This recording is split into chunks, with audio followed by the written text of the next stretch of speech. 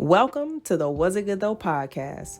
We'll be bringing raw and unfiltered energy for each movie and TV show that we will be reviewing.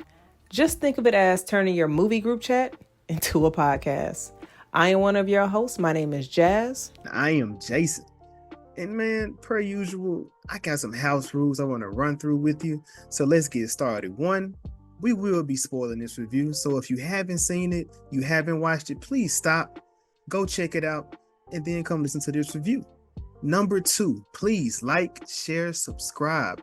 Let your friends know, let your church members know, let your family know what we are doing over here at the Was It Good Though podcast. Number three, have fun. We just kicking shit, having fun with my friends. That's what we do. And last but not least, this is not a kid-friendly podcast. So if you're watching with your kids, that's something on you that has nothing to do with us. Let's get to this review. Damn, it seems like I ain't Always late. I don't appreciate that. When it comes to the background. Oh yeah. I still don't appreciate it. Either way you trying to cook this up. I mean, was I lying? I ain't asked you though, did I? But hell was no. I lying? It's all about, was there any lies? You know, sometimes, I mean, Cat Williams lied, but we let that slide. Bars. Cool. What's good, people? This is the Was It Good Though podcast, the podcast about movies and TV shows. I am one of your hosts. I am Jason. And I am Jazz. Welcome to our realm. We're about to get that get some fiction popping. We got to get some fiction popping. What as Chad Johnson would say, ocho cinco. That is not the proper way to say 85 in Spanish, by the way, people.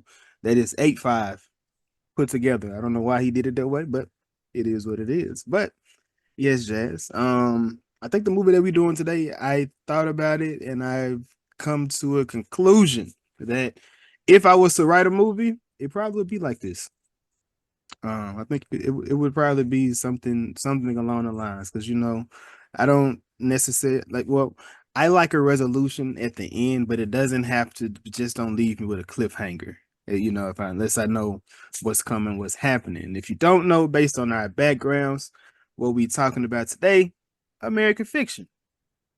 Yes, episode 85. Woo, we're 15 away from 100, Jason. 15 away from 100, man.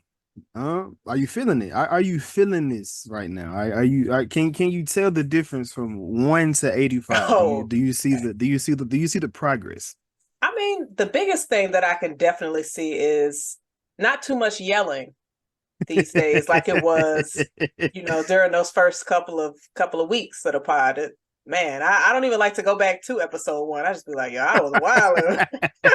But that's growth, to be able to see things that you went through and, that you was doing. You just like, you know what, I was wilding. But I mean, was I though? I feel like it was probably a reason, but the delivery could have been differently.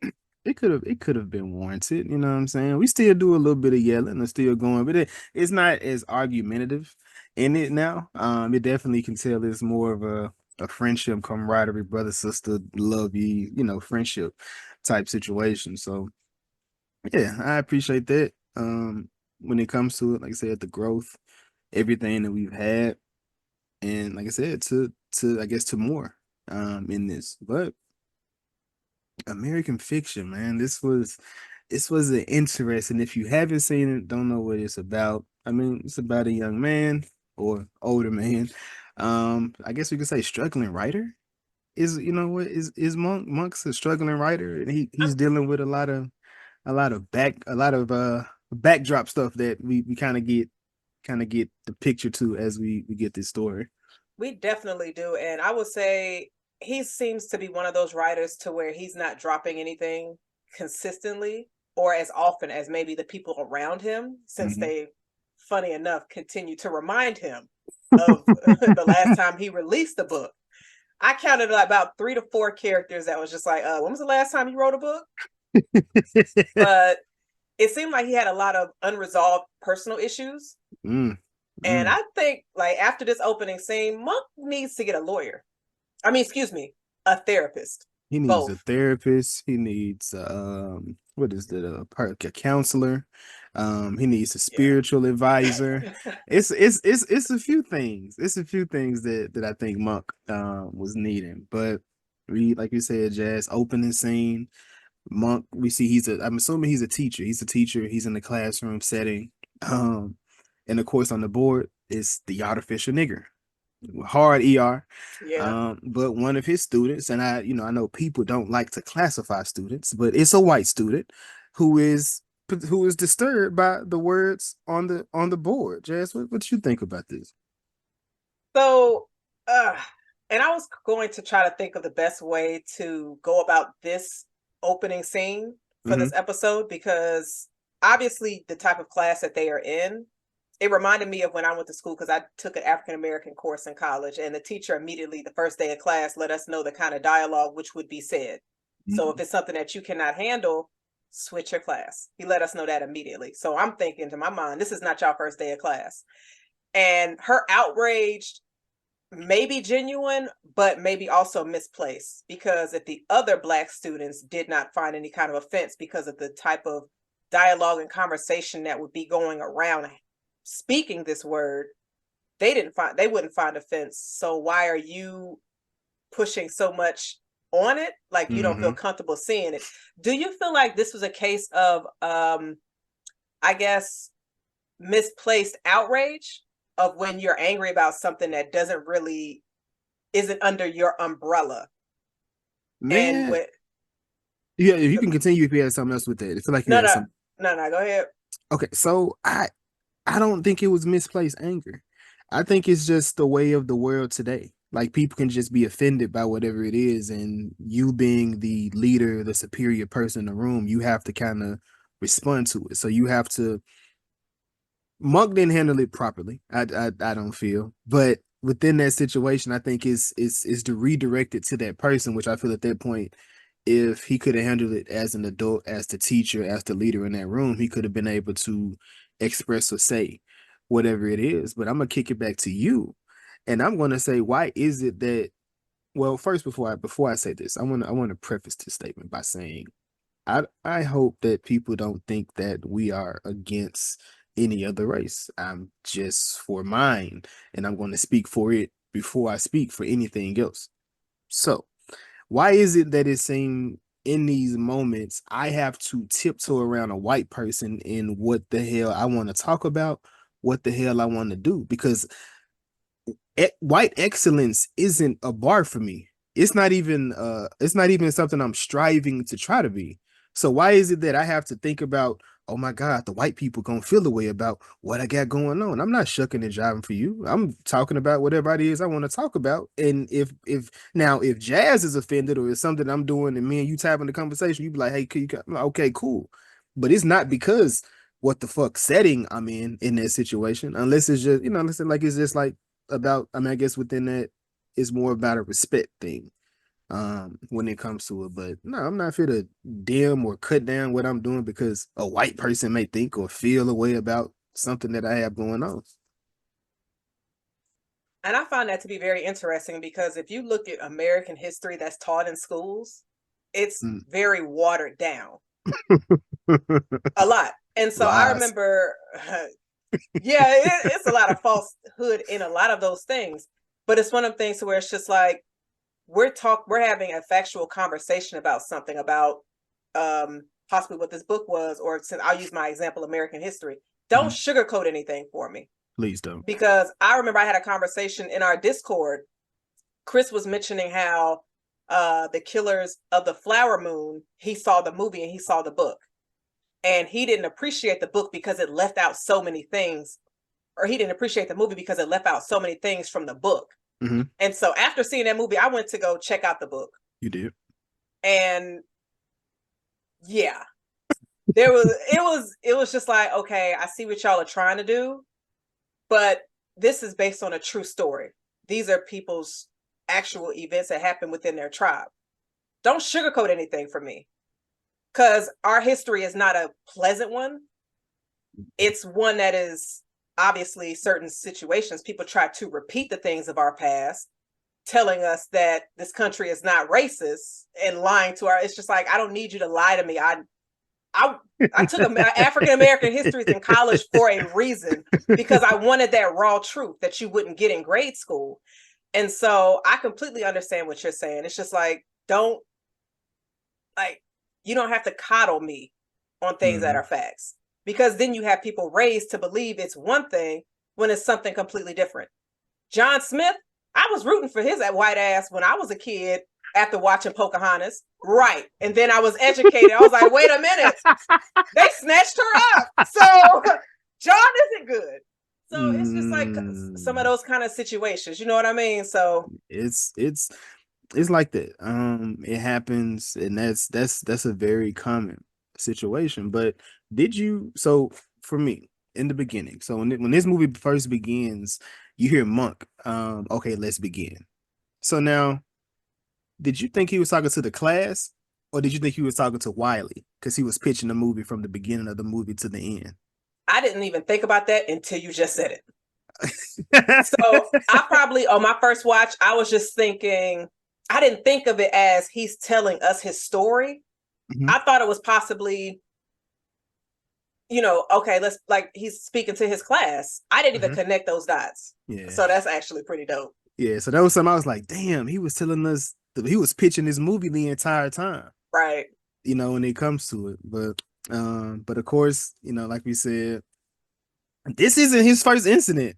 He gets pulled into the board, which, earlier he called out a German student because he said he was kind of squirmish in the classroom. He asked him, was he a Nazi? And it was like, he didn't answer, but he was real squirmish in that situation. So I think he was. And it was just like, no, that's not how they go, Monk. So what did you think about how Monk reacted with his colleagues in this situation? They don't like each other.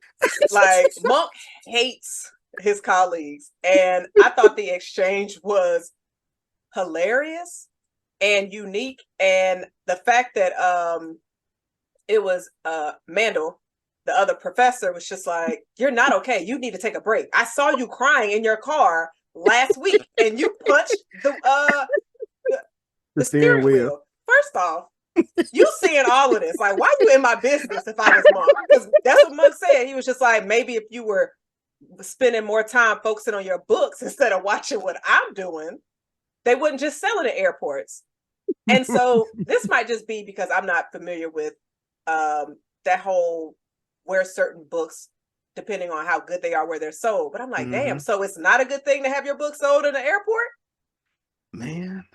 Because that seems like that'll be good, because you have a variety of people that come through the airports and people read while they're waiting on their flights and on the flight. Yeah, I mean, placement is a thing. So there's no telling, what's important, what's not when it comes to it. I mean, we could tell it was because he went to the library. He was upset about where his books is placed. So it could be a thing, and there was a lot. I mean, a bookstore, whatever, bookstore. But I mean, it has to be a thing. But now the airport. I mean, and it's probably marked up like crazy at the airport too. It is. Everything in the fucking airport is marked up. I just be like, I'm not that thirsty to spend $6 on a damn ginger ale. But I ain't gonna lie though. Sometimes that when I go to the airport, man, that's like that peace, because it's like, damn, I'm fit to go on vacation. I'm not fit, because I know when I get to the airport, I'm not fit to go handle responsibilities at this point. So it's like I'm almost kind of loose with the money at that point. I'm loose with it. Let me get it. So I'll say this. All of my trips that I went on, my work trips, I splurged on myself when I got to the airport and my flight took like a couple of hours to leave. So I would go to a nice spot in the airport and I'd be like, regular jazz would not be spending $65, $80 in no airport, because the damn champagne be like $20. See, I'm thankful. I'm thankful I'm not a drinker like that, because I would never I would never buy it. The drinks, I'm not even gonna lie. I might need to not do that this year. I'm just saying, Chick-fil-A is like $20 in the airport. It's $10 around the corner. This is true. But Chick-fil-A, normally I travel, come back home on Sundays. Mhm. Chick-fil-A not Ah, open. yeah, you fucked. So I just be Yeah, like, you messed damn, up. walk right past that bitch. Like, do I smell anything? Nah, I'm like that for Bojangles though. Every time I go through Charlotte, Oh I no. always gotta go through Bojangles. I be thinking about it, but them lines is ridiculous for They Bojangles. are. They be going crazy for It's like crack. It's like that chicken from They Clone Tyrone's. He laughing as hell, it. like, don't nothing be funny. But you know, Monk gets a leave of absence. But in the same time, he was about to go meet with, was it his, what, I don't think that what was the guy his, was that his publisher? The I man think he, that was you talking about author? yeah, so was it like his manager or something? I want to I say it had to be like a manager though, I I thought it was think. like his publisher. You think it's Or publisher too? probably not. I'm thinking his manager though, because We'll go with that. because the other lady, that was the publishers, because they was the one that was purchasing, they purchased the actual book. So Right, that's true. but we at the book festival. Looks like ass out there, clearly. Nobody's out there. Like, what's it like this kind of light? Like typically people be is like, nah, but you know, Sitara is killing it right now. And he steps over into the next room. And we see Sentara Golden, Miss Issa D on stage, looking beautiful, illustrious, on stage. And she gives an excerpt from her book. Jazz, I only can imagine what you was doing when you heard this her read out of her book. So this, of course, is in the trailer. Uh-huh. And I immediately was like, I have to go see that movie. It's bad. And so the thing is, I don't trust trailers anymore, but especially when it comes to Marvel or in horror movies. But like this trailer, it made me think Issa's character was like the type of book she was reading. So I immediately put her in like a negative light of like, oh, she probably playing like some ghetto cis kind of role. Complete opposite. No, Complete she was just opposite. playing the game. She was. And so we're gonna get into it later. yeah. And I thought this scene was very entertaining. And as she was reading it, I felt the tone of voice of somebody in the hood, also somebody on the plantation, also maybe somebody from The Color Purple. I was getting all of that from Issa reading this. I was just like, damn, why it sound like Tyrone baby mama is fresh out of Color Purple just dancing with Celie? But just hearing the stuff that she was saying, them folks in that crowd ate it up. And I thought it was hilarious that an old white woman was the first one to stand up to give the standing ovation. And everybody else just follow suit. And you have Monk in the back just thinking like, there's no way. There's no way. Because he writes stuff more intelligent, more like not a stereotype. Right. Well, yeah, because he says he sees a lot of potential, but we saw her read with that. But yeah, I thought this scene was funny, and just her reading that book, it was like, oh yes, this is gonna be a seller. I'm like, yo, what? Would you read that book? I don't read books, so probably if not. you read books, I mean, if I read books, I probably do audio book. I said I'm gonna do better with that. So yeah, I probably would. That was funny. When it comes to, I mean, it was kind of funny, but if you listen to the content, I do feel like it kind of mirrored or paralleled with what was happening next. So Monk is drinking, and he goes to visit his sister. His sister, you know, it kind of threw me off at first when he walked into to his sister's job, like he going through the meta text. I'm like, what the like? Was she a cop or what? When your first watch, did you know this was an abortion clinic? I wasn't paying attention, but what made me what triggered me was when you told me about you got onto me about it, which I was like, bro, I don't know every goddamn thing. But we were talking about Roe versus Wade one day, and I was like, shit, what's the significance of this? I don't understand, you know, I really don't get. But then I looked it up. I'm like, oh shit, okay. So when she told the joke about Roe versus Wade, which I still don't get, that was just way over my head. It was a play on words. I think that's what that was. It was definitely a play on words. Yeah, that definitely went over my head. But so the story that Sentara told was about a woman who thinks that she may be pregnant, and I didn't know if she had an abortion, like the girl in the story had an abortion or a miscarriage. She said, because this time I'm keeping it. So then we go to the next immediate scene is we walk into an abortion clinic where he meets his sister, or not meets his sister, but connects with his sister. So I'll say the character in the book, if the quote was "this time I'm keeping it," it was probably she got an abortion, because miscarriages, that's unexpected. It's just your body. You're right. So I could be tweaking that word a little bit, like I'm having it, or I'm keep, whatever it was, but that's why I put it exactly like that. I feel like it was connected, but we get introduced to Lisa, which I have an auntie named Lisa. Hey, this was like a breath of fresh air seeing Lisa. I wish we had, because I would have loved to see Lisa with Cliff in this, because that would have been a crazy combination. But what did you get from Lisa when you saying Lisa's character? I was curious about how their brother and sister relationship was. But definitely one of the scenes from this movie that was so wholesome and very like, damn, let me go text my siblings. I didn't get that far in life, but I was like, damn, And so, like, with her, she pulls out a cigarette and he's like, "You smoking again?" He was like, "Ever since the divorce." Both of the siblings going through a divorce or already gone through it. And so you just like curious what's going on there. But it's funny because when he was speaking to his colleagues earlier, they was like, "Aren't you going to Boston, go visit your family?" He was just like, "I'm not trying to see them." So when him saying that, I was thinking maybe he doesn't have a really good bond with his family. But obviously we see it didn't seem that ridiculous or bad at all. Did you have any kind of feelings from like the kind of brother and sister relationship that they had? So I mean, like I said, so me and my siblings are pretty cool. We pretty tight. We talk every day. So we've been, that's not to say that we haven't been estranged. I've fallen out with my sister. I don't think me and my brother have ever had any kind of rifts or anything, but me and my sister, we've definitely had a falling out. But it's never like, even when I felt I wasn't as close with my family, like my siblings was something. So that's why I think I was real hurt by that situation with my sister. But yeah, now like my brother's like my brother.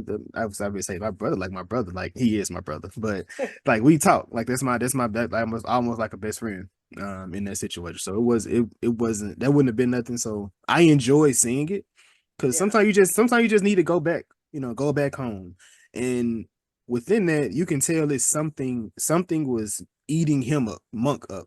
So you could just see, him almost like he was out of place, or he, trying to be to himself, but it's like same time, it's like he needed that. And sometimes I need that. Whenever I just feel like really stressed out all the way down, going to Memphis or going, seeing my grandma, seeing my family and whatnot, that gives me back to the mood or the feel that I feel I need for myself to get me back and get myself back in line.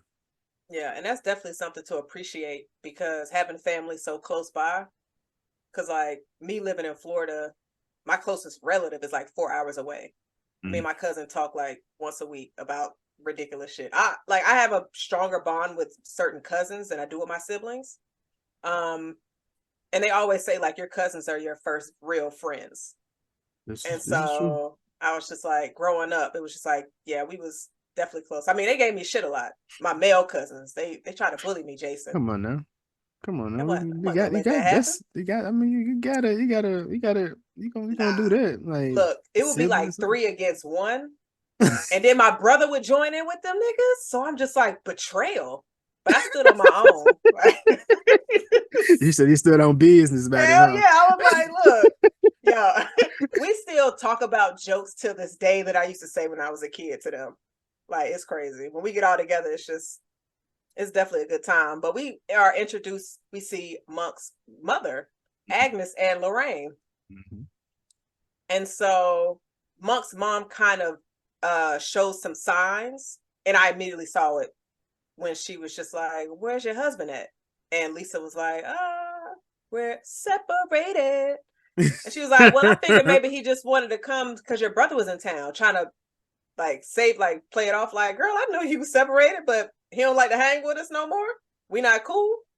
And so I immediately was like, oh damn, y'all about to give us a sad ass story. Like his mom about to be diagnosed with Alzheimer's. And obviously they said, nope, we coming through the left field, take his sister out. Like that kind of that hurt. But yeah. No, that was a big one. it So was so out of nowhere. I said, so wait a minute. Y'all got yeah, Tracy up in these trailers. Like they pulled a Jada and Scream too. man, yeah. So I do appreciate that conversation though, because it kind of lets you see what type of person Monk was. And within this, he does this in every time he gets mad or he feels the way about a situation, he talks the way that she said. You say whenever you feel a way, you start to ask a condescending question about something, and it's just like you because you feel a way. And she said, they told her that mental exercise would help with their mom, and she bought her a Foreman book, and he was like, I mean, do you think that really would help her, like with mental exercise? And she looked like, nigga, I hate when you do that shit. Yeah. And then she begins to, have a heart attack. Well, I'm assuming it was a heart attack that she had at the table. No, this is the first time when they went out to eat and their mother was with them. So this is because they had went out 2 different times. Okay, yeah, So, got you. Because this is the time when the mom came back and she was like, "Our waitress isn't wearing a bra." Oh yeah. But I thought it was funny because when they're having dinner, Lisa tells Monk that their father, he was a traveling OBGYN and his patients was in town.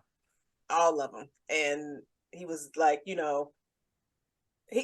her and Cliff knew about the fair, but Monk didn't. So then you also see that separation of like why he didn't know about this, because he and his father had a very close bond, which is we learned that Lisa and Cliff built one together because Monk was over there with their dad, and he was kind of like the favorite, I guess you could say.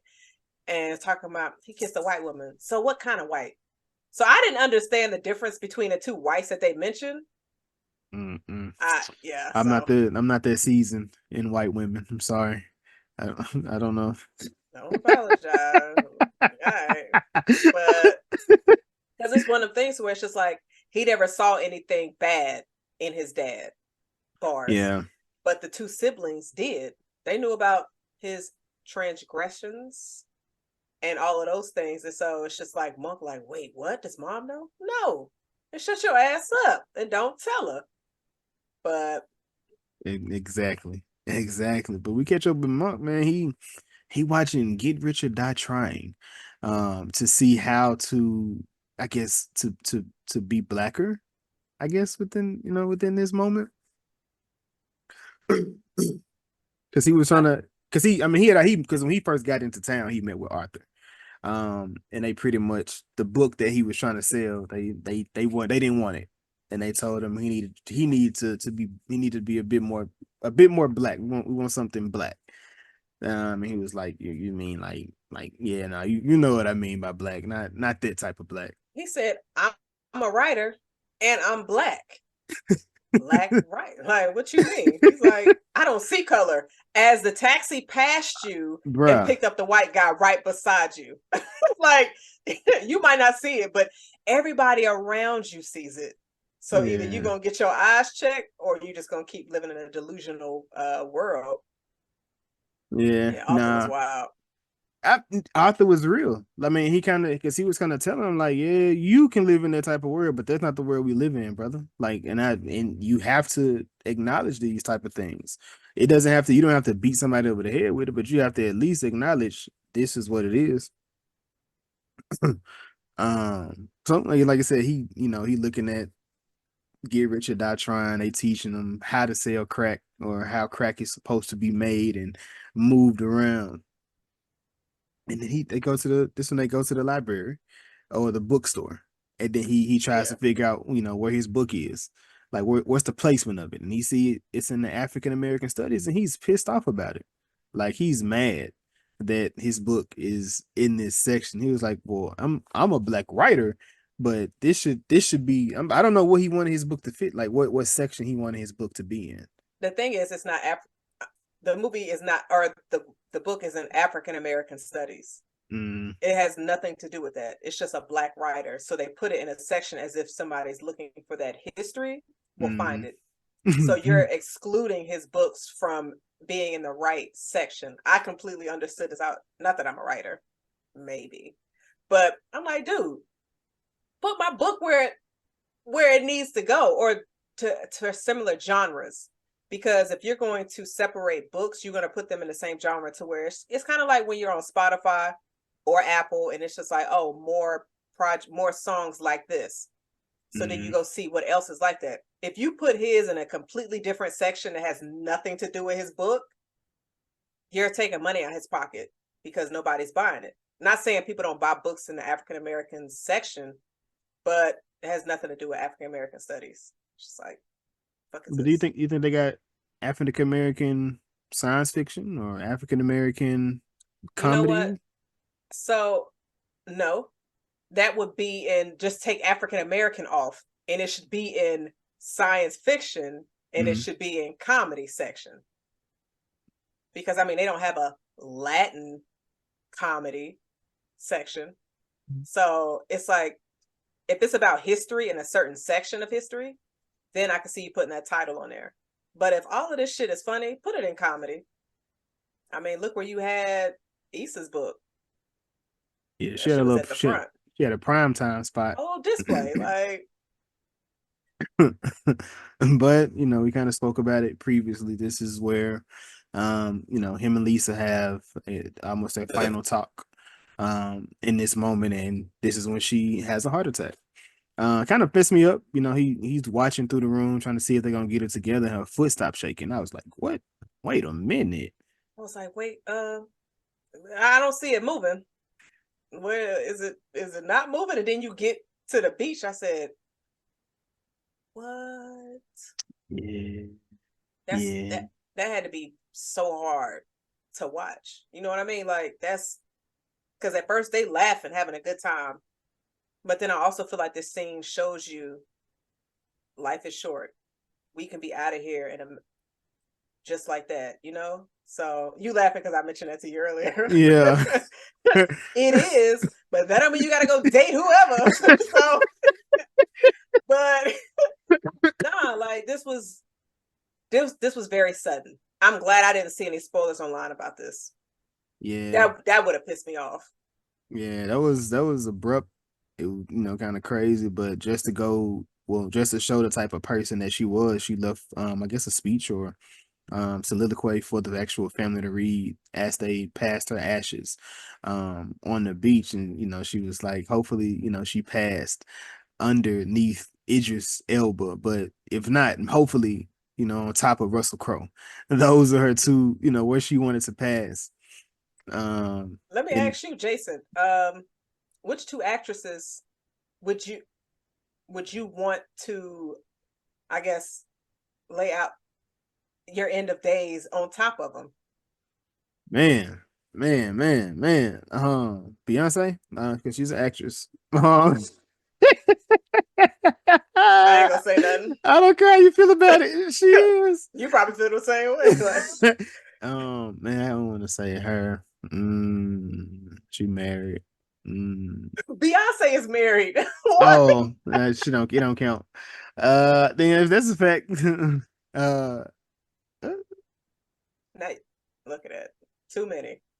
I know it's just like boom, it's Tiana. Is Tiana one of them? It was, yes. It was Tiana. It was Tiana Paris. Yes, I love her. Who you got? Oh well, Trevante Rhodes. Of course. Yes, of course. And I'm gonna say Yaya, but a piece of me would say Daniel from Insecure, but I don't know how to say his real name, and I didn't want to disrespect him, so I'm gonna say Yaya. Daniel from Insecure. We could do that too.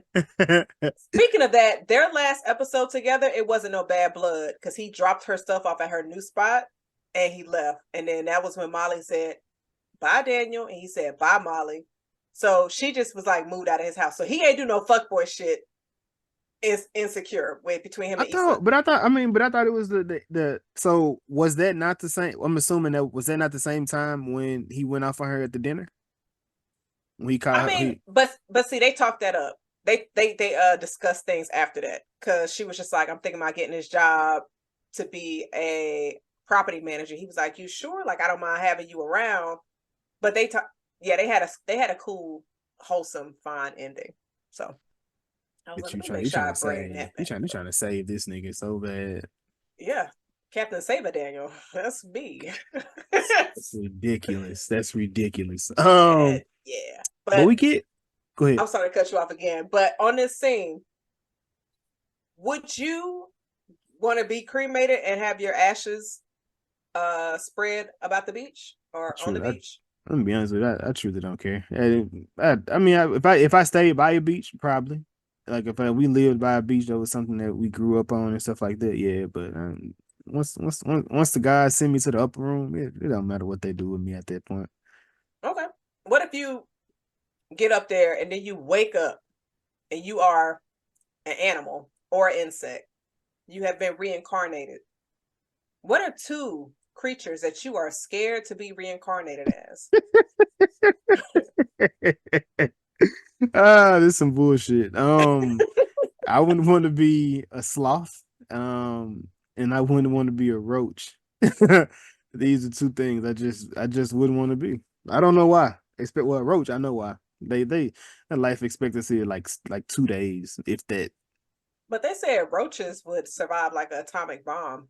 Some of them, not all of them. I mean, I don't see how here they get their ass killed all the time. I don't know, probably because they can fake their own death. Turn over. Put your legs up. What? Sometimes I be think like sometimes when I have like high thoughts, I be thinking like the reason we have so many bad things is because we keep figuring out new ways to kill roaches. You ever thought about that? No, I've never thought about that. I'd be like, God be punishing us because we always figuring out new ways to kill roaches. It's like, what if y'all just stop killing them? Like the world would like, I don't know. That was just a thought I had. I don't know why. Yeah, that's kind of wild. Because there's so many different ways to kill a roach. They got bombs, they got sprays, they got plug-ins, they got foggers. they got this little fire thing. It's just so many different ways to kill a roach. It's like, well, the roach ain't did nothing to nobody. It's nasty. We're not defending a fucking roach on this episode. So anyway, so we have Cliff cussing out. What two creatures and animals would you not want to come back as? Oh, so I would want to come back as a slug. Because you might be thick, but you move slow as hell. Definitely. Wait a minute, thick. Wait. Them like after it rained real bad, you see them thick ass slugs just what? No, I wouldn't want to be one of them. And the other creature, sloth seemed cool. So I'm not a turtle. I seen a turtle the other day. That motherfucker was moving a little fast. Yeah, they can. Some of them can move. I wanted to watch him a little bit, but a car came behind me, and I was like, "This bitch." You see, I'm watching the turtle. Imagine if you was a slug and you knew salt killed you, and you hear somebody say, "Hey, get that salt!"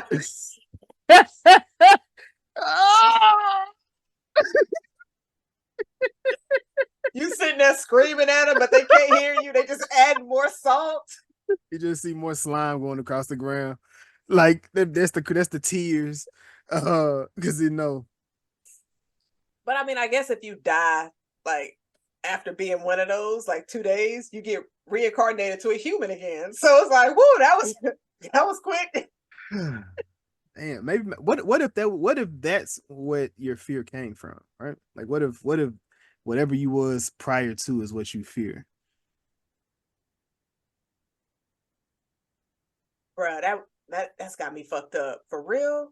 So you mean to tell me another life I was an ain't shit ass nigga?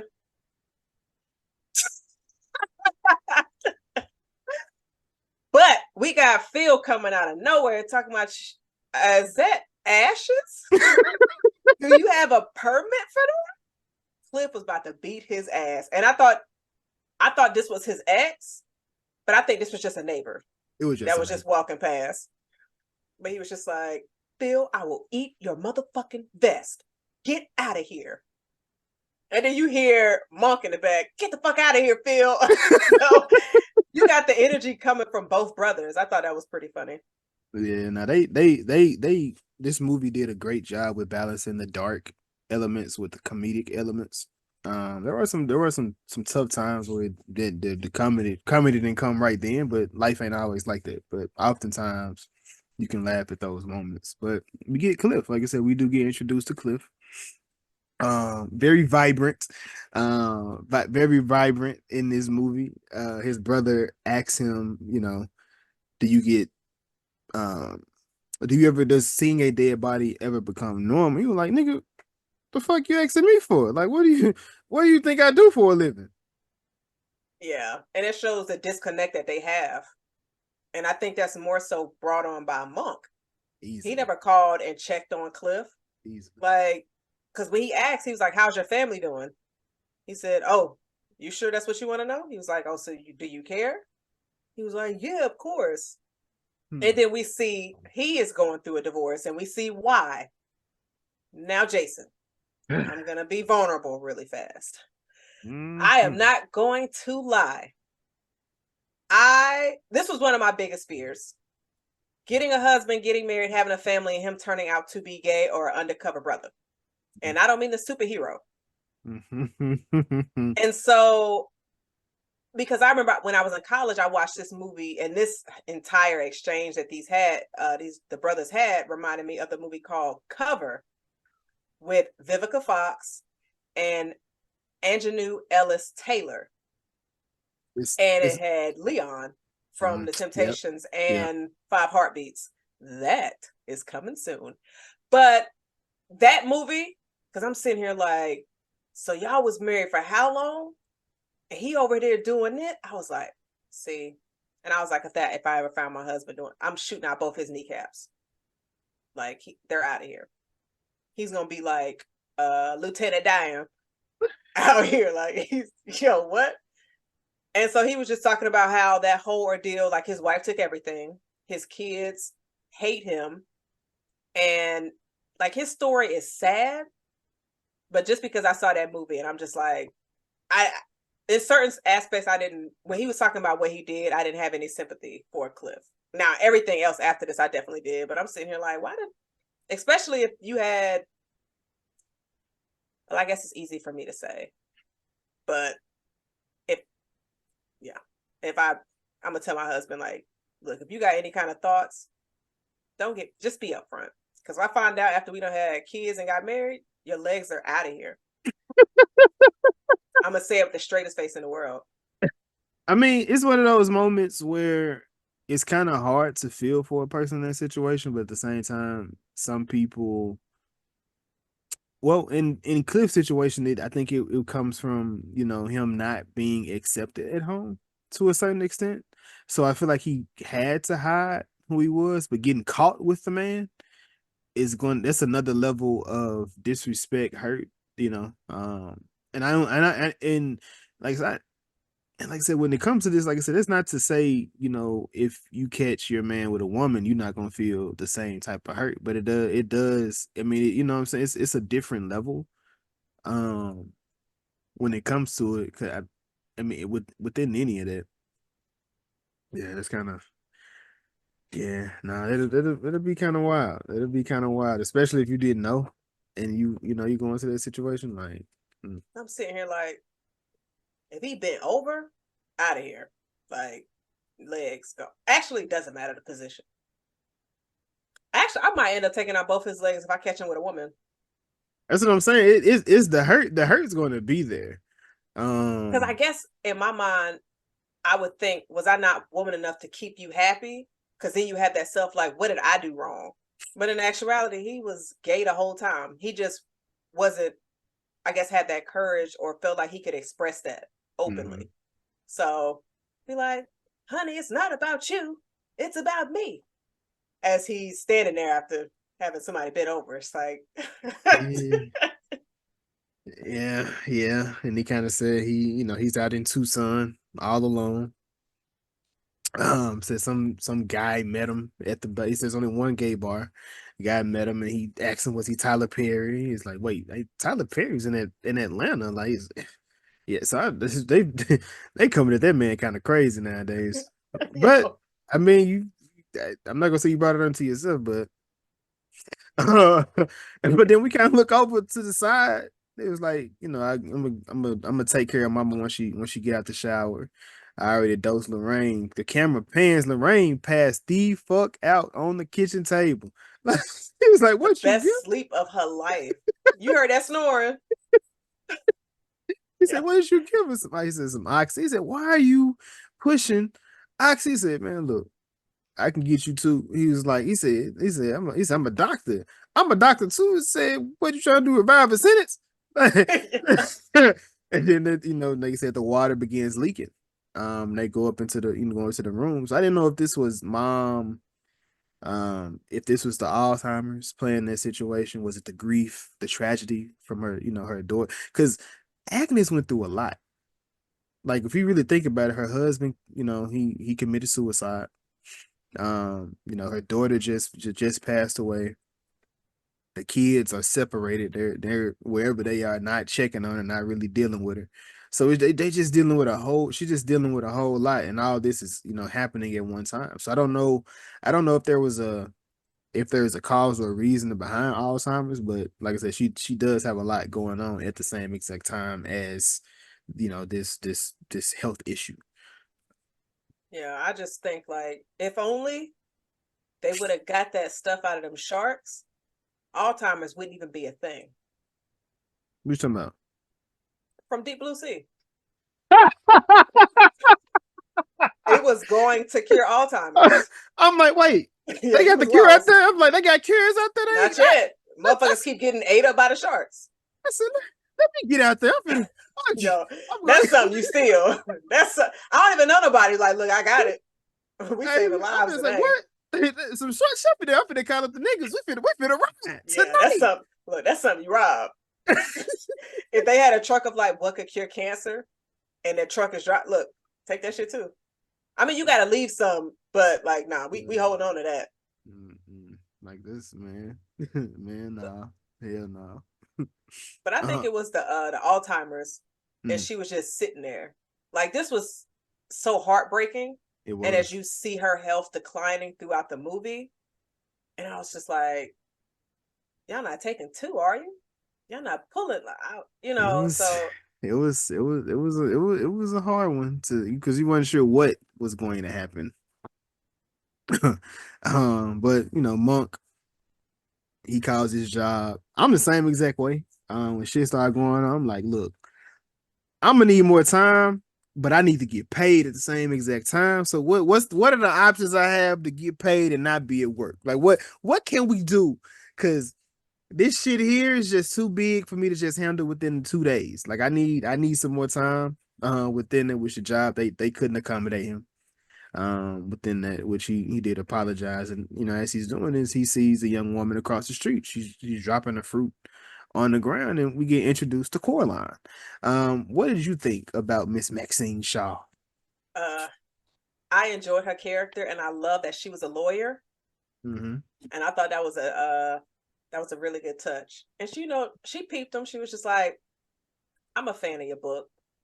I read it. And so that actually seemed to have made Monk feel good, because he's so used to seeing writers that, I guess, books aren't that good get a lot more attention. So him meeting somebody that read his book and just appreciating it made him feel good. So they seem to have like a nice little connection. He came over, had a drink.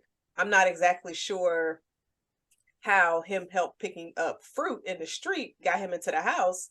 But I mean, if that's one of your favorite writers, I get it, sis. If I saw Trevante drop some shit across the street, I'm gonna run over there. Like, is you okay?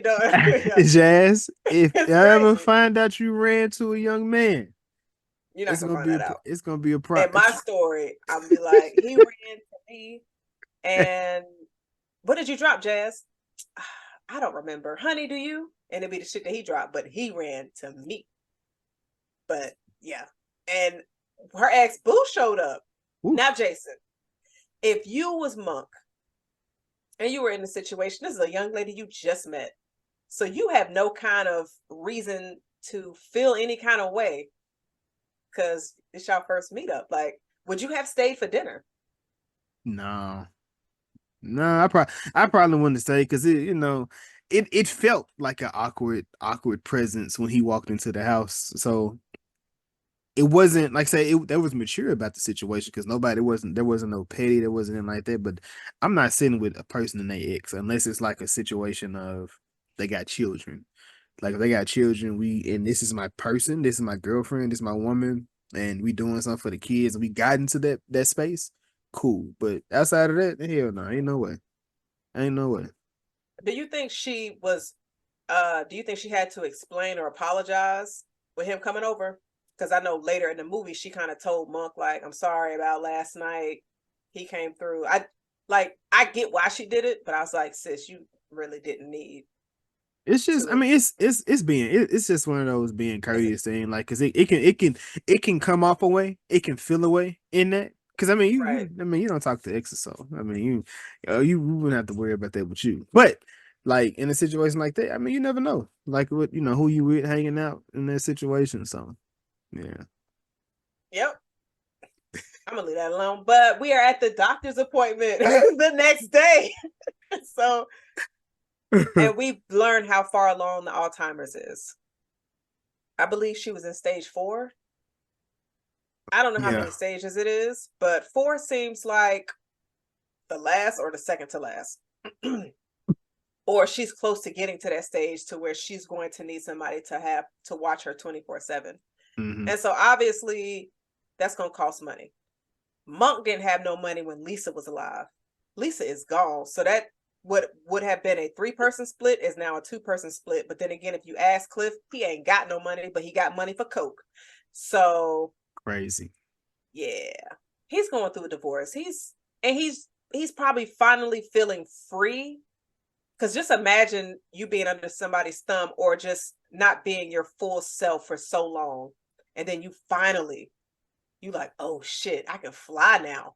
I ain't gonna fall out the nest. I'ma just go soar in the sky. Cliff did it a different way, but he seemed like he was having a good time. He was pulling them. That nigga Cliff was going in because he said, I mean, he said it. He's looking to he got to catch up. He's only been gay for what he said 5 minutes or 5 years. 5 minutes. Yeah, He five said minutes. 5 minutes. He's trying to catch up on everything he missed. Within that. But one thing Yeah. I did mention was the conversation between Coraline and Cliff. Not Cliff, but Monk. The initial conversation that she was when he found out that she was a defense attorney. And he was like, do you have a problem with defending guilty people? And she was like, no, they all guilty. And I've heard this before. My mom told me this. Like, she was like, everybody, 9 times out of 10, it's the lawyer's job to get them to beat whatever it is that they have or to prove the other side. And kind of, I loved what she said, they're all guilty and they're more than their worst deed. And, you understand that because you're a writer and you can't be judgmental, which he's always judgmental. So I think that's probably where he was having issues with writing or where the writer block was coming for him when it came to his stories, or why he probably couldn't push him in that way. But then again, sometimes too artsy fartsy, just it doesn't read well or it doesn't come off. When you're writing books like that, too complex going throughout it. Yeah. And plus it's just like what is stuff that people is damn, I sounded country. What are things that people are reading? And so the stuff that Monk was writing about, nobody was reading that. And so you have people going through the book and they just like, nah, this is not what people are buying right now. And like you said, when they get the appointment, when he finds out the information, I wanted to stick out, or not thing that stuck out was him reading the Centaur Golding article inside the magazine. There was like, I guess there's buzzwords around these black writers and things like that. So, it's painfully real. She's raw.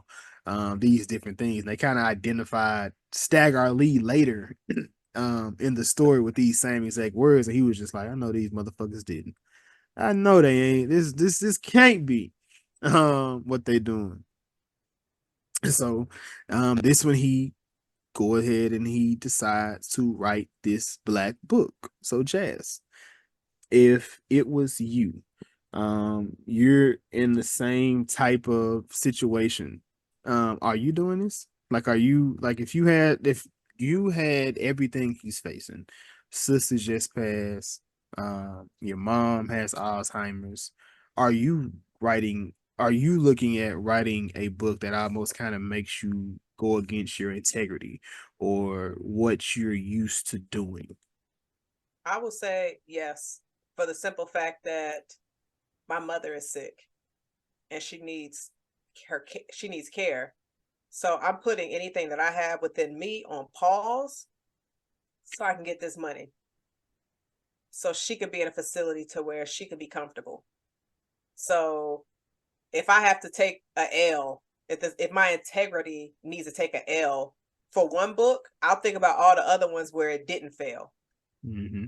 And so that's pretty much because I have to take care of business. I got to handle things right now because I don't know when I have all of this integrity going to write, which one of them is going to pop and which one of them is going to get me paid.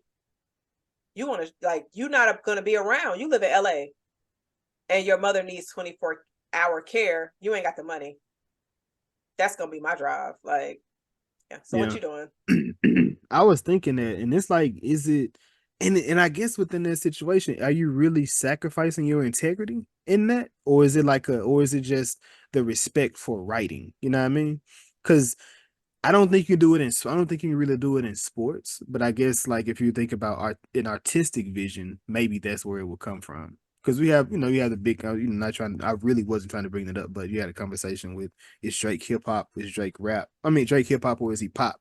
And they say, when you go into the pop lane, it's dumbed down. It's more digestible when it comes to it. But you have the people that are complex. But Jay-Z mentioned that he said, if I, lyrically, I could be Talib Kweli. Like I could be that, but that's not bringing money into my pockets. I'm trying to build a legacy. I'm trying to build a foundation for XYZ. And sometimes you have to, and Jay-Z did that. He was able to bring his stuff back down, make it relatable, make people purchase it. And then when he got to he can still spread those little gems. I can still give this to you. And it's not going, I don't have to force feed you with this, but I can still give it to you in that. And I think there's a fine line of being able to find where it finding that situation. So yeah, I think I would have definitely I probably wouldn't have went as hard as he did, but I would have definitely went a route. But when I think he's too far away from blackness to even be able to understand what, and that's kind of hard for me. That's disrespectful for me to say, truthfully. But I do think he's too far removed to be able to really relate. So he was doing things that was disingenuous, which is what since Tara called him out on. She was like, it doesn't feel like it has a soul, like you just kind of pandering to black people because you just pulling out all the things that he went through a clip shot of everything. Good Richard Die Trying, Boys in the Hood, Precious. He just went through all these different things to make a scene. But of course, we got that story he began to write, which I love the way he did this. But I'm gonna pass, like you got like your wheels are turning. I'm gonna pass it to you. So I was thinking about what you said, and he made one of his biggest issues was white people picking out the stereotypical elements that are stamped on black people. We could be so much more, but those are the same elements he used that he had to watch. So you basically use those same tools that you was complaining about. And I understand his reasoning as to why he made this book. It was just a joke. It was just to piss people off. But it's just like when you say things like, hell yeah, fuck that. Or like how he was saying it, he was like, that's black, right? To where you're asking for confirmation from somebody that's not even black when he was talking to author. And so, yeah, it was a lot of hidden gems in this movie. I absolutely love this scene. And when he was like, so what the fuck you about to say after this? And so and I thought it was so cool because I think we recently had a conversation of when we think of things, or like if we're writing like a story or something like that, we envision what we're writing. Mm-hmm. So if I'm writing like a short story about somebody, I already know what that character looks like in my head. Mm-hmm. And then there are exchanges. I'm having a whole thought process play out but it's like I'm seeing it in picture and video. You said you talk to some people that don't do that.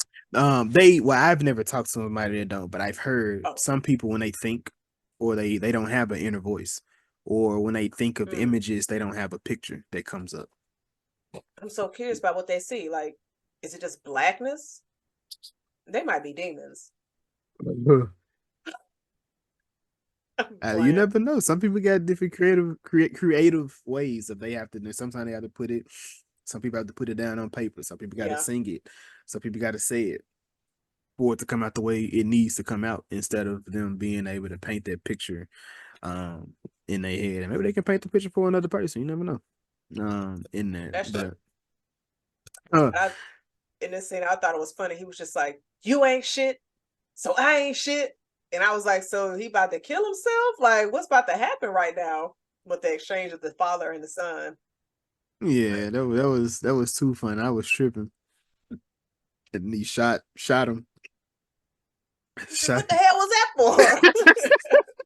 Yo, shooting your dad, then hearing the cops come, and you like, all right, so I gotta bounce. You just gonna leave him alive? Like, yeah, yeah. Oh shoot. I think this is when they were having they were having a conversation with, he was having a conversation with Arthur. He said, man, they just want the same stories. Deadbeat dad, rappers, crack, killed by the cop in the end. How's that different from anything that's out there right now? And he was like, hold on, wait a minute. He was foreshadowing one of his endings. He pretty, for the most part, he was like, then Arthur, this is what Arthur gave him the real line. He was like, white people think they want the truth, but they just want to feel absolved, within that, which is crazy, but it's the truth in any of those situations. That's why this white guilt, like Atlanta. I think Atlanta was a great show that kind of explained it within that episode. It's like they just want to, this isn't what it is today, so we can be done with it, but we gonna rectify it how we see fit in that situation. So we can get black voices, as long as the black voices tell the story we think the black voice or the black story should be. This is what we can get, and this is what we gonna push. And this is our way of making sure y'all good. We took care of y'all, so we good. No, we not. Speak, my brother, speak. But Monk, he gets surprised that Coraline reaches out to him, but she applying pressure. Like, man, looking for this. I appreciated that. I appreciate it. What? Just because she hit him up. Yeah. Yeah, because he over here thinking like, shit, I thought you were just being nice. You were like, shit, I'm grown. I ain't got time to be nice. Like, I like you. Like, what's up? She was telling him all of that to get in his draws. See, men can't be this easy. You need to make her wait for them draws. No, Jason. You need to make her wait. I'm just saying. She was over here like, oh, I read your book after talking to you. Told him which one he read. She was like, yeah. So she knows she got the Spark Notes. She ain't read that fucking book. She went on Google. She might have. How do you know? Google told her everything she needed to know. And look, she got what she needed. Or excuse me, she got what she wanted. She got that man in bed at 2:30 in the afternoon. Monk gave it up so fast. He ain't nothing but a thought. So, Jazz, a young man, he began quoting stuff that you've said in the podcast. You're not gonna be like, okay. You're not gonna be like, okay.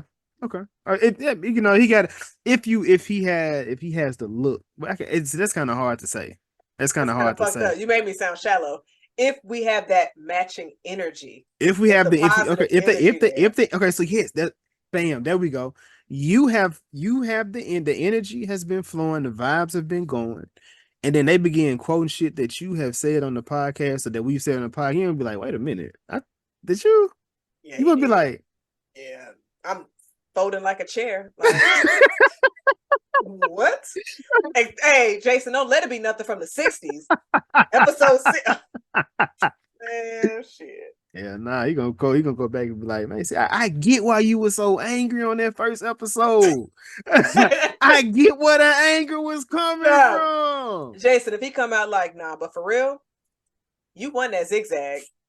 You'll be like, what? Was I watching? Oh shit. Zigzag coming back up soon. I ain't gonna say where it's coming back up soon. But I do like, oftentimes we talk about, sex scenes in movies and just how they're not needed and things like that. I do appreciate within this, whether they had sex or not, is left up to our imagination, and it just shows him putting his clothes back on. He could have just went to sleep. Jason, she was in something completely different than what she was wearing on their date. You think Wesley Snipes didn't smash Bernice or Burnett? What's her name? Burnett. His name Bernice. Angela Bassett and Waiting to Exhale. They just laid down to bed. That's because he had a wife who was dying. That would kill my damn buzz. I would be like, get the hell out of my bed. I can't do that with this information you gave me. But no, they didn't. I haven't seen that movie in a while. What? I remember that scene immediately because I was like, oh, they look so wholesome. They built like a connection there. But in this, she was in that after sex robe. I'm not saying I own one, but everybody can identify what those look like. So it's like you walking around, she putting lotion on her hands. Oh, they was in there for a while. But I do love how this scene, the camera is on Maxine Shaw, and then you have the mirror that's giving us a reflection of Monk. Mm-hmm. They had two scenes like this, and I absolutely loved it because you're using like decorative elements to benefit the camera. To where it's just like I'm seeing his reaction in one shot, his reaction to what she's saying, and then when he was just like, "Let me sign your book. What's your name again?" I said, "Now that I would have had to fight him like that. I'd be like, stop! Why you do that?" I definitely forgot somebody's name before. Ooh. Come on, Jason. It was like, I mean, you never been put on the spot where you just like, wow, that's crazy. Not nobody that I was involved with. I know that's crazy. I was like, that's why you give them nicknames. Be like, "What up, Twigs?" You don't forget. See, it wasn't even, you know what I'm saying? It wasn't even that type. It wasn't even a moment like that. Like it wasn't even people at that moment. It was just her, and I was like, ah. It was just because she asked me. It was like because she asked me. I was like, ah. She asked you, do you remember her name? I think she was like, what's my name? She's like, what's my name? Was this like somebody you hadn't seen in a while, you forgot? Or it was like, oh, we was talking. We was talking. And I just couldn't, like, I just drew a fucking blank. I was like, oh my God. I only, like, That's kind of wild. Forgetting people's names. I'm going to tell you who name it is. You're going to be like, Jason, what the fuck? That's why she's always angry. But chill out. I get it. That's what you get, nigga. That's karma working fast for your ass, bars. But obviously, Monk forgot to pay the bills because he too caught up in that punani. Yeah, like your mommy needs lights, and so does Lorraine. Like she's like, Miss Lisa, and why she got a lantern, bro? Like, come on. But hold on, don't do that because Jada and Shell try to come at me because I have a lantern as well. It's on top of my refrigerator. Yes. Look, you see, she used it. I mean, I got candles too, but I do have a lantern. So Jada was like, bro, like, is that passed down from generation to generation? Like, yo, she was killing me. I was like, get the hell out of my house. But so not Jazz defending the lantern. I said not Jazz defending the lantern. She thinks she a Green Lantern Corp. Listen, y'all motherfuckers gonna be like, Jazz, United Slave Times no more. Look, but she prepared.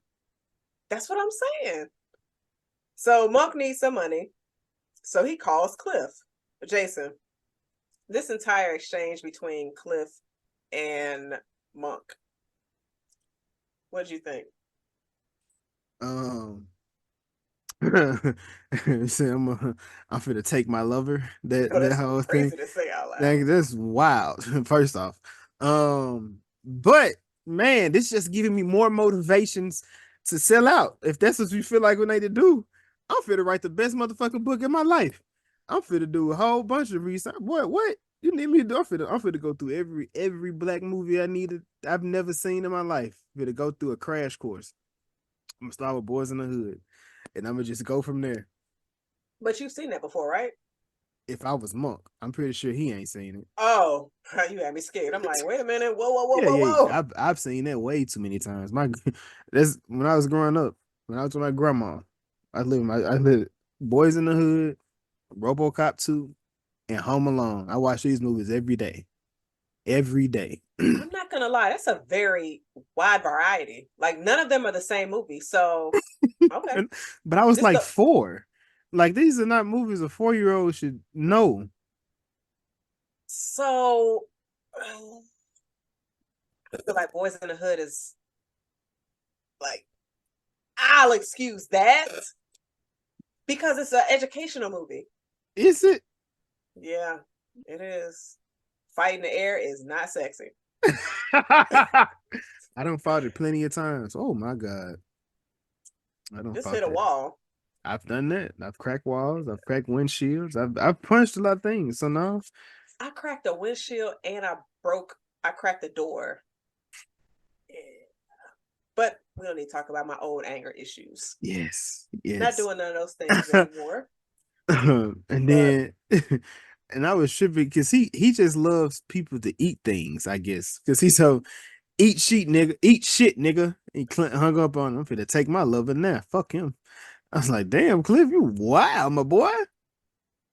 every scene that they could put him in nothing, I appreciated it. He was shirtless the majority of this movie. I mean, the brother. I mean, you know, he's cut up. He's cut up. So he's in that gym. I don't know if it's natural body, if he's a fitness guru or whatever he got going on. But nice body. Sterling doing a good job out here. He's doing a good job. He's doing a good.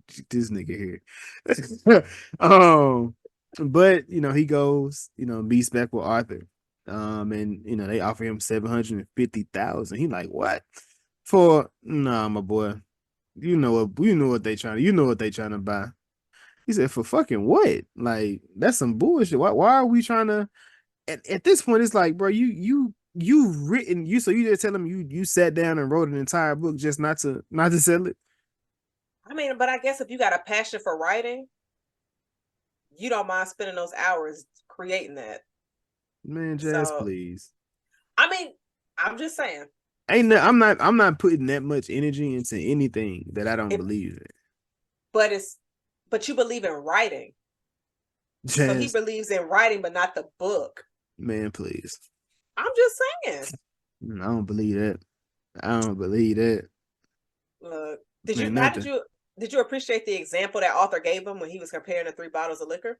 No, that was a perfect way to do it, like to show them. But they drunk red. I'm like, hold on, bitch, give me some of the blue. Like, give me that blue label. Like, The don't blue close costs me. too much and you don't share with blue. That's just something you show niggas and then you put it back on the damn shelf.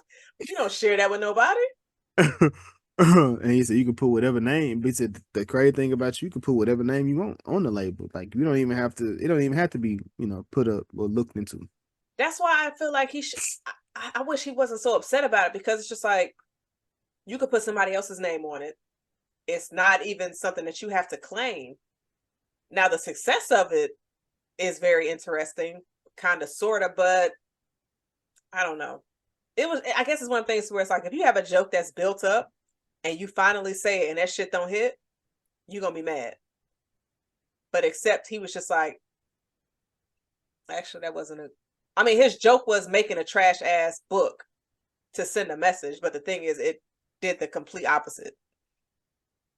So, because it's like his good shit isn't getting published, his bad shit is. So, I can only imagine how that slap in the face. But I'd be like, man, I would have rode that wave though. I'm like, what? That's not.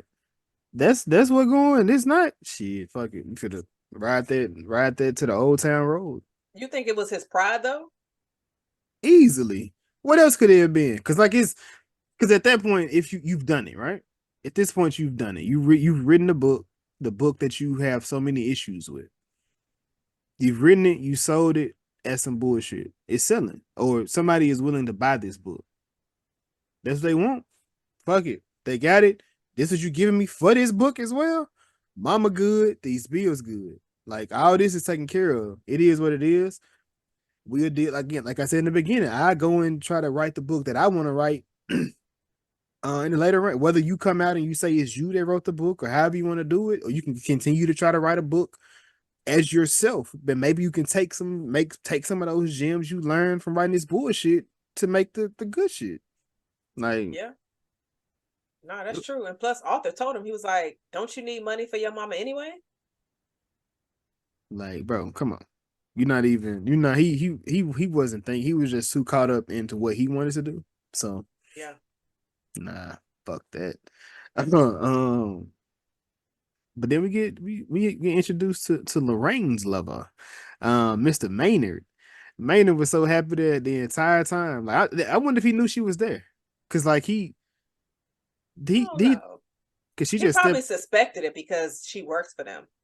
So he found out that Monk was there. So he was like, "Oh, let me slide through, see if my bag in there." They were Yeah, so cute.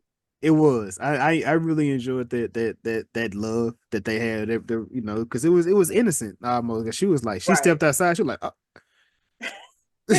Maynard? Oh. Hey, Lorraine. He was like, you're the only person they called me by my name. I appreciate that.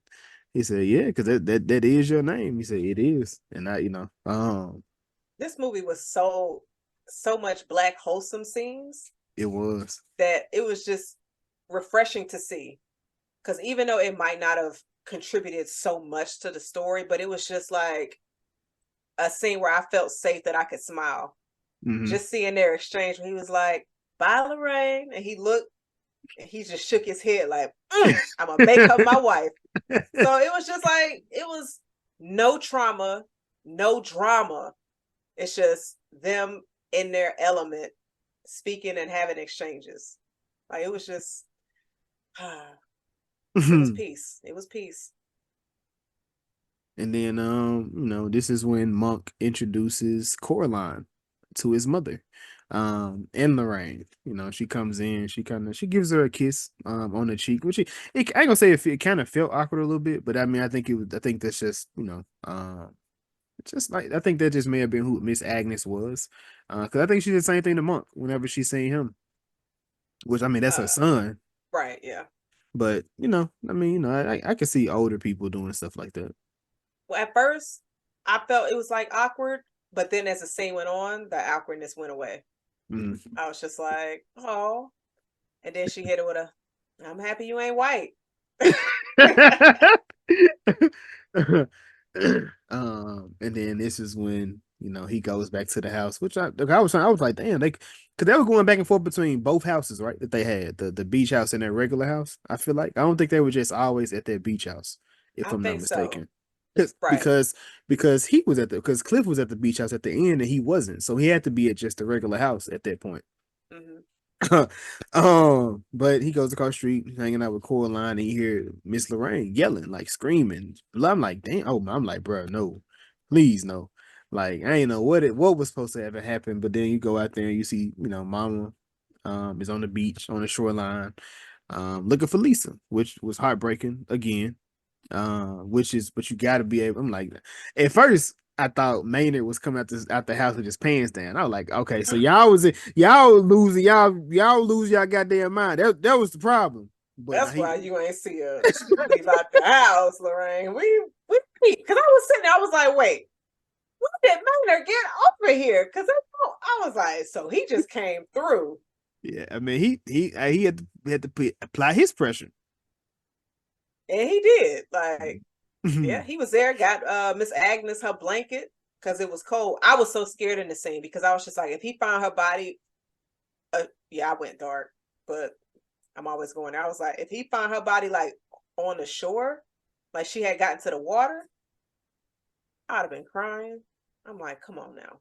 Yeah, that was a tough one. But you definitely that's why they say, you know, we get into the stages, she gonna need somebody to care for her 24 hours. They have to be able to watch. Um so with this, you know, Monk, he gets a call to join the New England Book Association. Uh, and they told him, you know, you get a good stipend to do it, but you can also judge people literally and not just figuratively. He was like, you know what, fuck it, I'm in. The pettiness just came out. I'm like, yo, Monk, like chill. But I feel like he only did that just so he could say things about Issa's character's book. You think so? Yeah, I think he was just being like super petty. So he was just I like, don't think I don't think he would have I don't think that's what he was doing, but I do think he got in there so he can shit on some people. Like, I'm better than this. Like, I can do, you know what I'm saying? Like, I'm better than this. I'm, you know, this, that, because he definitely looked at it because he looked at stuff like it was beneath him. And as the story progresses, he doesn't he doesn't get better. So it kind of goes along with that.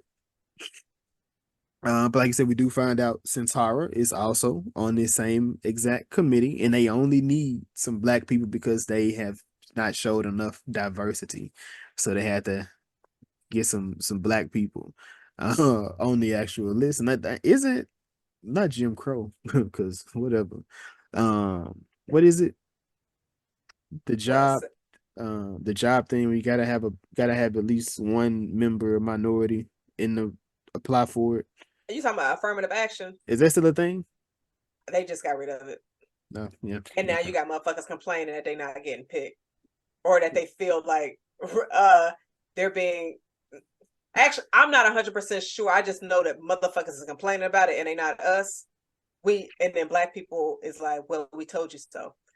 So I guess Yeah, I why is thought it that y'all every time we tell people stuff like y'all know that's not how that's gonna pan out, right? They don't listen.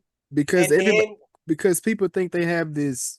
I think a lot of people or a lot of racists feel as if they can be white passing or they're a safer a safer bet in these situations. So we've been going through it. We didn't experience this situation. So why would we have to worry about affirmative? That's more of a y'all thing. No, my nigga. It's a us thing. So now we can join forces or we can continue being divided. And now you're going through something that you didn't even know, you didn't even realize you was going that you had to go through. And we've been like, I mean, shit, it is what it is. And I wish we had a better mindset and said it is what it is. But shit, if we've been going through it for this long, shit, it is what it is. but it should definitely still be fixed. Oh But no, my thing, it's a fucking problem. Why is it even on paper? Why do you even have to put that on paper in order to make sure that we can even get not even we don't even get the fucking job? Because if we get the job, we was qualified, overqualified if we got it. 9 out of 10, we just have this fucking paper is just for us to have a conversation, to even try to be to even see if we can get in the goddamn door.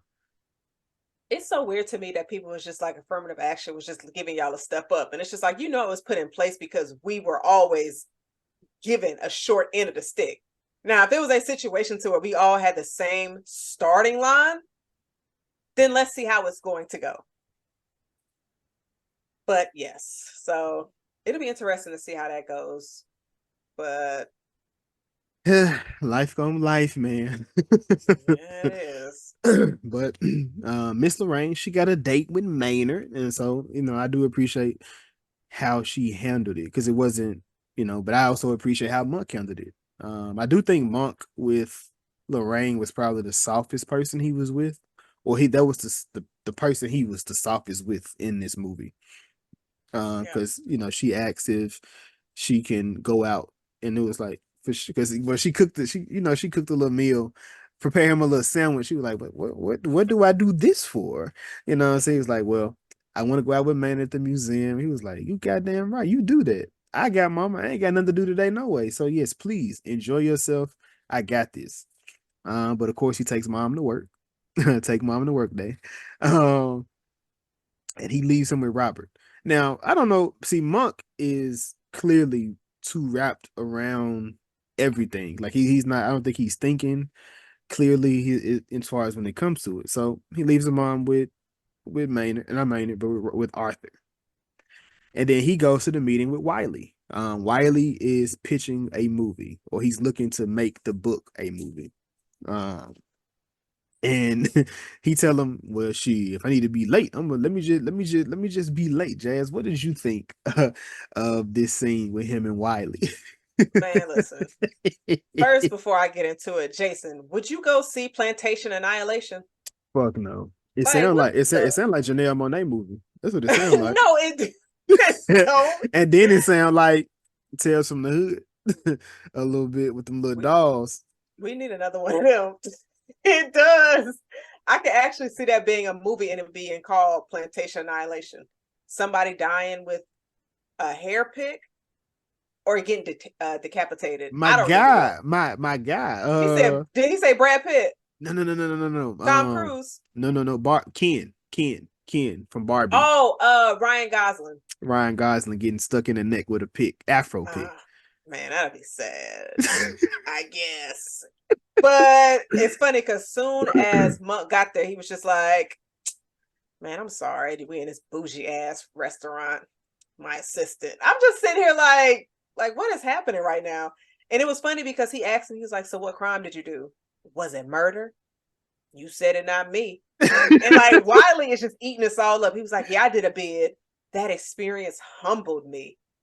And I'm just sitting here like, it's so weird, like the fetish of somebody that went to jail or a Black person that went to jail committing a crime, like that fetish. That is so strange. It's just like, it's like it makes the person, more real. I've not, not going to jail as a fetish, but I've had people in my personal life I do feel as, and very smart, educated people. I felt like the experience that they had, that they went to jail, I feel like it's something that they could write, or something they could publish as a book, just to show them where you come from, to you being able to make it to the tip top, in the streets, losing everything, having to rebuild yourself, go to school, get these degrees. Now you have the doctorate. After being locked up, losing everything, losing 10 years of life, because you said once you lose that, you don't get that time back. That's 10 years you lost. So life is moving. So much technology happens within 10 years, so you have to relearn everything that that you didn't know. And like I said, stuff like that, I feel like it'll definitely be a benefit, but it's not in the same sense. That's your real story. That's your real situation. It's not a thing of I'm thinking I'm cool, I'm in the street, because most people kind of like Monk, they're hiding that side. They're hiding that side of it. So when you do that, it's hard to get accepted. So yeah. And I think also having somebody with the point of view of, this is where I started, went to jail, and then was able to change my life around. Those kind of stories, because it's just like, okay, you saw me at my lowest, but then you see I'm at my highest, to where that could be a bunch of people's story and that they can relate, or people that's just like, okay, that's half of my story. I'm in between. I just got out. How do I fix what I have going on? Because some might have that mentality of, my life is already over. And it's like, well, no, you have all of these other people telling their story, how they were able to bounce back with nothing. Those are stories worth telling. You don't need to hear about somebody's struggle. You don't need to hear about dodging bullets or somebody getting shot and all this other stuff. It's just like, let's see how maybe your circumstances weren't good at first, but then you were able to switch things around, be introduced to opportunities that helped you to make you better. But that's sending a positive message. Imagine if the Black community had more positive messages, to where you're not fantasizing about saying, "Oh, I like jail." Blueface, what the fuck? So when it's just like, or it's just, you see a lot of stuff online. I'm like, why are you recording you beating your kid or embarrassing your kid? And it's just like, all of this stuff for clout. And it's like you don't realize what you're doing to that child or to that person because the effects will come later. And so, like, they already survived through a motherfucking pandemic. So it's like, now it's like surviving a pandemic. Oh, surviving TikTok. I can't wait for those damn documentaries when they drop in like 2 to 5 years. Man, because TikTok was definitely something that pushed these kids through the pandemic for sure. Took out, just gave them ways, a new I guess a new way of being entertaining. And unfortunately within that, you see a lot of the black creative stuff was stolen, ripped per usual, and then this other set of kids, non-black, used it, and they took it out, and they took it in it, and it was theirs. Like, that's what it was deemed to. I do appreciate them going back and showing appreciation to the girl that did the K camp, the girl that the K camp dance. Like, they went back and they brought her, and he put on a tour with him. There was a way to, kind of pay her back, because it was, once she did it, somebody else took it, but they credited the other person. So that person was the one that got all the views and however that works in that field. So but like I said, Monk, in this conversation or this meeting with Wiley, you hear the sirens go, and like I said, this is why I said he's just kind of all over the place. Because why wouldn't Arthur call you if he was your mama? Like that, like, come on now. That man call you for everything else. He would definitely call you if something happens to your mama. I'm like, what is happening? Why would you? But I guess what he experienced with her on the beach. Yeah. So yeah. he was a little jittery. So I definitely get that. And it's just like, you just don't know. And everybody else in that building is healthy. But my mama, she might walk off, and I need to get there. So I definitely understand like the way that he reacted. And plus it was able to benefit him, because $40 million. That's how, no, not 40. It was 40 mil for the rights. 4 million for the rights of the movie. Would you sell those rights, Jason? Goddamn right. Goddamn right, I'm gonna sell it. But then again, I don't know. I probably would ask for a little bit more. Because if you would just throw 4 million based on this conversation we had, I know I can get at least, I can get about, I can get 10. I could probably get 10. I can squeeze 10, I think. I'm gonna try to go for $13.50. I'm not mad at that. You can definitely, if they throw, like, the people threw 750,000 for the book, I can get $1 million. Yeah, because then the rights equals the rights to a sequel. So he could just keep making money off that entire story, just changing it up a bit, and it's like, nah. Or would you take part right, like, because if a sequel would happen, you kind of get fucked if you sold the rights, because you wouldn't get nothing. Right, you wouldn't get nothing for because it would just just get your money, and that'll be the end of it. So yeah, I probably want I want some of that. I want some of the back end. It ain't just for the kind of fuck me and that, because that was doing deals like that, but you only see white people get them type of deals where they get money. Like, who is it? What's the boy? Robert Downey Jr. Pirates of the Caribbean. Him. He was Johnny Depp. He got a percentage off the movie at the movie sales. Not just, he didn't get like a contract. He got a percentage off how much of the movie was selling. So I was like, why don't I hear about these deals? I mean, I think Robert Downey Jr. didn't get too much on the front end of Iron Man. All his was on the back, which you see how, because I mean, Terrence Howard was making more money than him for that movie. But that's because Robert Downey Jr. was going through some troubled times when he first became Tony. But then we see, you out, man. And they brought in Don Cheeto. Fuck him. Hey, you know how I feel about him. He can do without it. Get that hate out your heart. And then the book association, they try to get together, try to see, how they gonna come together for these books. And then Santara's, she was like, I think, we've done enough to know what, enough to go through these books to see what we need. So we could just do like 100 pages. Read 100 pages, and we can kind of determine what's what from that. And then the other guy, he was like, but I just don't understand putting art against art, which I understand, but at the same exact time, I mean, it is subjective, but subjectively, there's probably more people that feels the way about something else.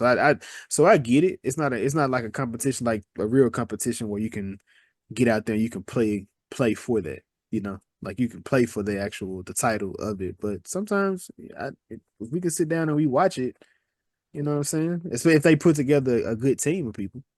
I mean, it's kind of like the awards. Like we're currently in award season. Mm-hmm. They have people that qualify for, and they're just like, okay, these are the 5 that we're gonna pick, and then this is the one that's going to win. Mm-hmm. Is she black? Give it to him this year. Nah, that's a joke. That was a joke. Shout out to all the queens that won at the Emmys, but and of course all the other ones. But because I don't remember if the Grammys. We already did the Grammys this year, right? Have we had the Grammys yet? I don't think so.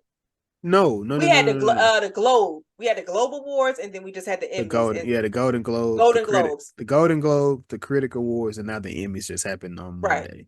And then I think by the time this episode drops, the Oscar noms list will drop, and then I think we still have the Grammys and then the Oscars. Yeah, I find it funny that they were saying this was the lowest rated on the same Monday where we had 2 football games. The Emmys was the lowest rated. Yes, the lowest which rated, is crazy because. So I was watching both. What? Let's not. What, we don't need to go down no fucking football. I see what you're trying to do, nigga. I wasn't. I'm not saying nothing. Even though the Bucks won, but I'm just saying in this scenario, they saying it was the lowest rated, and it was like, but it was the most diverse, and it's like, are you trying to say it's because the diversity is the reason that it was the lowest? But I'm like, I feel all media is programmed and created for a certain type of dialogue and conversation. Trust me. So that's why I just be like, take a lot of that stuff with a grain of salt. But no, I definitely see what you're saying. I thought this past Emmys was great. I thought the show was great. I couldn't get my eyes off of it because I was watching that over the game because it was more entertaining. And the speeches were heartwarming as hell. Christina Applegate's standing ovation. I was crying. Why was that? Because she still act. Well, like she's going through like medical conditions. Okay, I believe. Okay. So because I'm like shit. Was walking with her. Because I'm like shit. She on dead to me. I'm like that shit is actively popping. Like I think her and Hawkeye. I think Hawkeye's wife. I can't think of her name right now, but you know who I'm talking about. Lady that played Velma, if I'm not mistaken. Where you get Hawkeye from? She's the wife in Hawkeye. From the Conjuring? No, not the Conjuring. She was in the original Scooby-Doo, live action Scooby-Doo. She was Velma. She was also in Legally Blonde. Okay, so I just Googled it. Sorry to cut you off, but she was diagnosed with MS in August 2001. So 2001? Excuse me, 2021. Okay, that makes more sense. Got you. I was like, damn, she moving. Okay. Yeah, 2001 is like a long ass time ago. Yeah. Okay. That makes more sense. That makes more sense then why I was like that. Because I'm like, damn, she's still actively acting. Like, but okay. That makes sense. So, Monk, he goes to the facility and they're trying to get mom together. In there, she kind of upset because I mean that's a hell of a transition. I've never went through that. I can't imagine how going through that would feel. So, everybody's kind of upset, and Lorraine kind of checks the dudes like, yeah, she like her sandwich a certain way, so please just do them this way. Like this ain't what she into. And as they're going home, she kind of tells them that she's engaged, and they kind of excited, and she asks Monk to walk her down the aisle, which, like I said, a very sweet, very cute moment. But then what do you think about that? This warmed my heart. It was so wholesome. Like it was just, and you got Maxine in the back. Congratulations, we're gonna go out. She was like, no, I don't like too much attention on me. She's like, I'm staying humble. I'm gonna go back to the crib with my fiance. But when she asked him that, I was just like, wow. because obviously she is a very important part of their family. Mm-hmm. Because when Cliff mentioned earlier, he was like, I mean, you want to save money, you might need to let her go. He was like, she's family. And so Cliff was an I asshole, man. Cliff was projecting a lot and he needs a therapist as well. But no, I absolutely love this scene. And I kind of feel like the relationship that Lorraine and Monk had when she was seeing her with um what's my man name? Maynard, it kind of made him maybe possibly want that person that you can love and that's there for you when he was watching their exchanges. And so I was just like, well, maybe deep down he kind of wants that, but he feels like he can't be his whole self. But I don't know, I might be reaching thinking about that. I don't think so. I don't think you're too far off within that with that thought. Excuse me.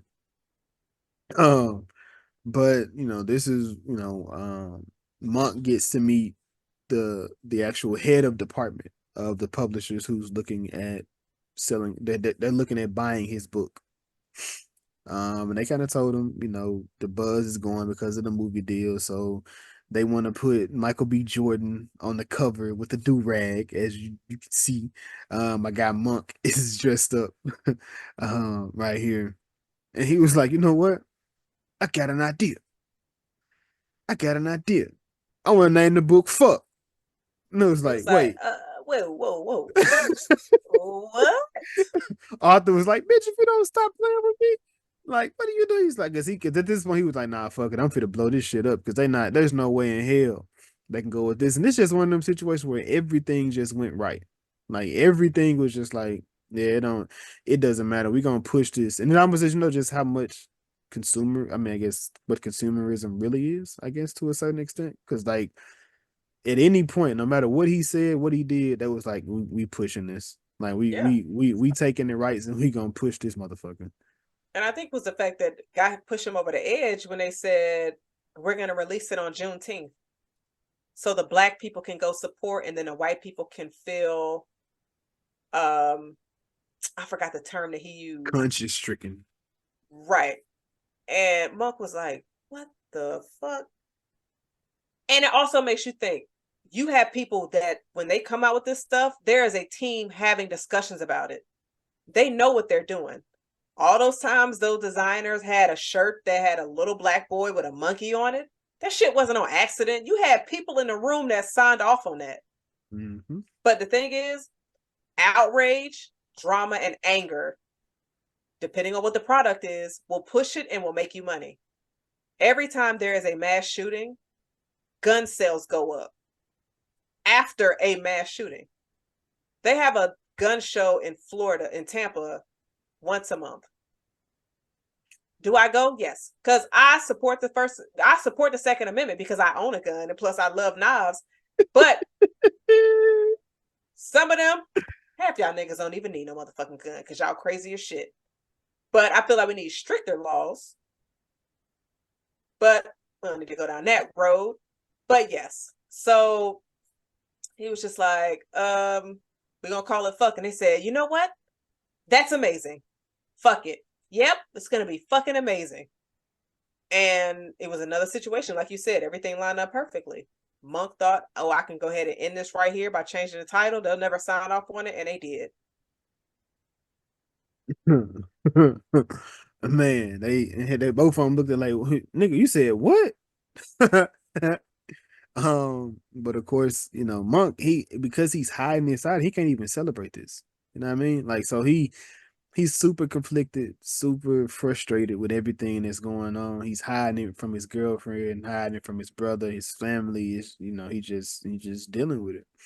But this is when he makes it home. With Coraline, he hear the water going in the backyard. What the fuck is that? He look outside. He see Cliff swimming, having a good old time. But Cliff ain't just having a good old time. He said he came to see his mama. We know that. No, that's not who Cliff is. Cliff is not there to see his mama. What did you think about the scene behind you, young lady? What did you think about this scene? Well, Jason, I thought it was amazing, but it kind of showed the playful relationship that they had because Monk's trying to be all mature. He's like, "Get out the pool, fool! My neighbors." Cliff, "Fuck your neighbors." He's like, "Is this your girlfriend?" She's like, "Hey." He was like, "Well, at least she's not white again." So obviously that was an inside joke amongst the family. And then when he ended up pulling Monk into the pool, just want to let you know I pissed over there. Would you have beat your brother ass if he told you that? Choked him out, drowned him right then and there. So out of here. So now you're just a solo sibling. I have a lot of siblings. No, I wouldn't have been But solo. If I was Monk, you were I would have drowned him in that pool. Bitch, you don't get up out of here with that crazy shit. But I thought the scene, like after them all talking, and of course bringing up their childhood and like different memories, I thought the scene was pretty wholesome. Like y'all in the back playing, drinking a little bit. It's just community, I guess. Like, how did you feel? I mean, so oftentimes shit just needs to have a conversation, you know what I mean? Because we be so into ourselves or into whatever we into, we just don't stop. And all the time it's just you just stop and like just sit. And like I know, whether you're religious or not, oftentimes mom they like peace be still. And this is like sometimes you have to sit with yourself. Like you don't like you just and this is what Cliff said he was for to do, which we find out later he didn't. But like if you just really just sit down with yourself sometime and just let things, because sometimes people like their thoughts, their minds, they're too afraid of what they may think or what being alone may actually mean for this person.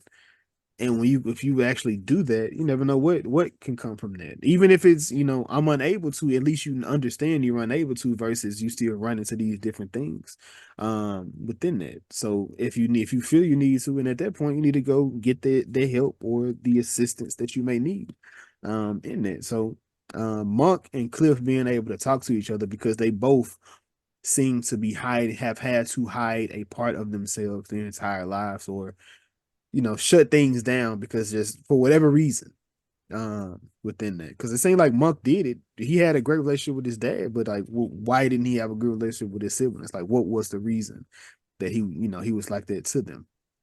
I mean, he shut them out. And so him shutting them out made them closer. But I'm saying why? What was his reasoning behind that? Because you cool with your dad, why did that matter to them? Like what about that threatened that situation? Could it be a situation to where he saw potential in having a bond with them, but not really creating one? I mean, it's possible. It's possible. Because he seemed to be somebody that's just trying to see how I can explain it or describe it.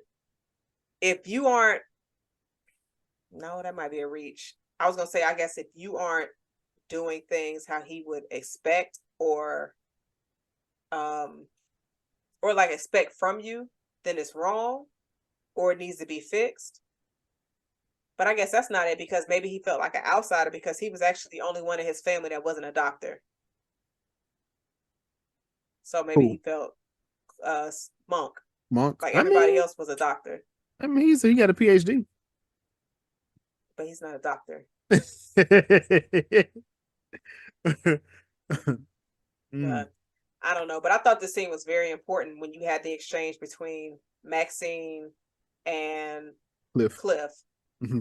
When he said, "I've only been gay for 5 minutes," and just him pretty much like finding himself and her showing support.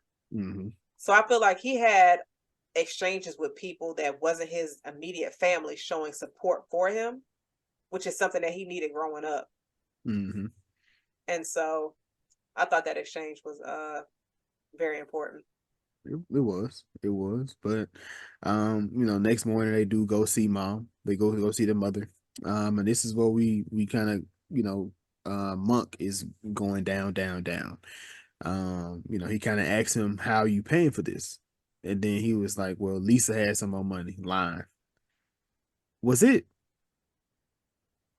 Okay, so I don't think he. Okay, so it wasn't, he hadn't said nothing about his brother yet. So I'm thinking Cliff knew. He knew something was happening. Because I think it was after at the wedding he actually told him his dad lied all the time. I don't think it was nothing else. I was thinking it happened before that, but at the Oh, wedding is when he had gotcha. that conversation. He was like, all right, whatever you say. Yeah. So and then he went into the room, and then this is when Coraline, she kind of, do you think she was out of line? Um, no, but I think he was wild with his response. That would have had me go to the crib, hoping that he didn't drive. But I guess because she was just like making sure he was good because she knew. Okay, I mean, I don't know how much of their family business she knows. Like Cliff's not helping with the bills. The power was just off. So she might be like, how are you paying for this? Because if you broke, like, we might need to assess this relationship.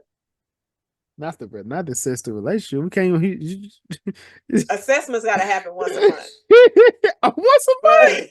is that too? I Once a mean, week. that's goddamn. Goddamn. I gotta reevaluate this nigga every week. Did he Shit, pay? every day these days.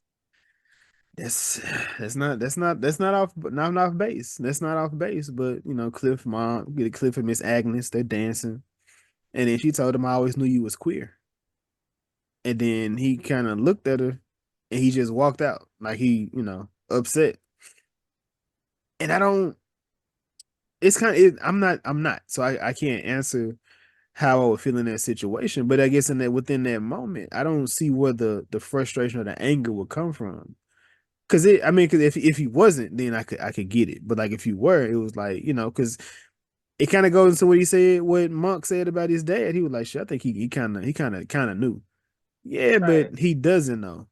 And if your mom, like, sometimes, and that you see it all the time. You see people like I always knew because just how they did thing. And I guess that maybe that's disrespectful. You know what I'm saying? Mm, I Because I don't mean, know. because I'm saying like it's like you have certain things. It's like I guess it's like stereotypical. Like until I say I am, I'm not. But like I get that. But like we kind of knew. Like you can kind of tell, like behaviors, activities. Like we're not bird boxing it. Like we can see.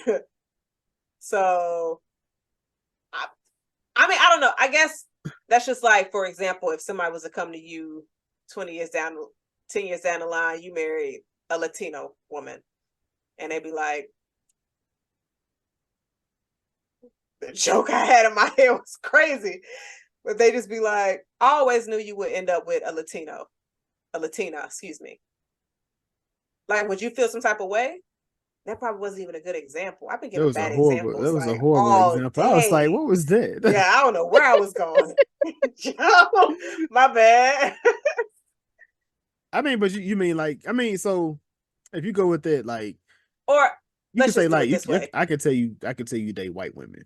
You can look at it and be like, sometimes it's I ain't gonna say it's a look, but sometimes it is a look. It's, It's a but look. it's not though. Like all of y'all do it. Nah, it's a difference. It's a difference. All It's right, a Derek. difference. But no, I guess if it was like a family member and they just be like, I always knew you would have uh dated the same sex. Like I always knew you was gay. Mm. I mean, kind of the way his mama did. That's what, Yeah, she did. I mean, so so. you have. I mean, you like said, but I guess like I don't. But then I guess with him dealing what he was dealing with, I guess he was just like, nah, I ain't trying to hear that shit right now.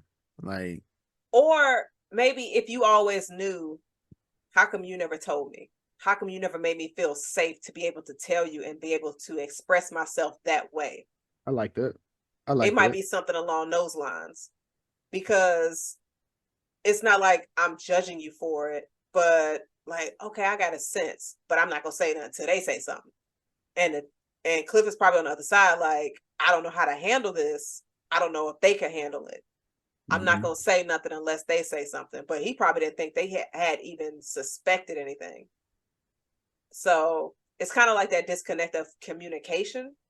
But Yeah. realistically, like, how strong is the communication in the majority of Black households between a child and the parents, especially if the child is, figuring themselves out of what path they want to be on, if that makes sense. Because it could possibly be that fear, like, will they still accept me? Because Yeah. I'm sure if it's some young Black boys or Black girls out there that's like, okay, I want to date different races, how will my family accept me? If you've never had that conversation with them. Now, if y'all have open dialogue, it's just like, yeah, come on, do what you need, love who you love. And if you had that kind of conversations happening in your household, then it's like, oh, I can be my 100% self. But if you don't, then it's just like, man, this nigga's gonna clown me. Yeah. Or judge me or stuff like that. You gotta pour into your family, into your kids, your children, and let them know it's okay. It's perfectly okay. But Cliff leave the house and tells Coraline that this family will break your heart. And he kind of goes off into the shadows as Monk comes from the shadows as he's on the Kenya Dunstan show. Pushing this book that's out now that's going crazy on the shelves, it's selling. It's kind of reminded me of the Tamron Hall show. I kind of see clips of that. Yes, yeah, I got that too. That's what it kind of made me think of, because I think they was doing like the Book of Clarence on there when they were doing that little interview, and RJ Silent kind of was happy about his current wife, I think, or maybe girlfriend, one or two.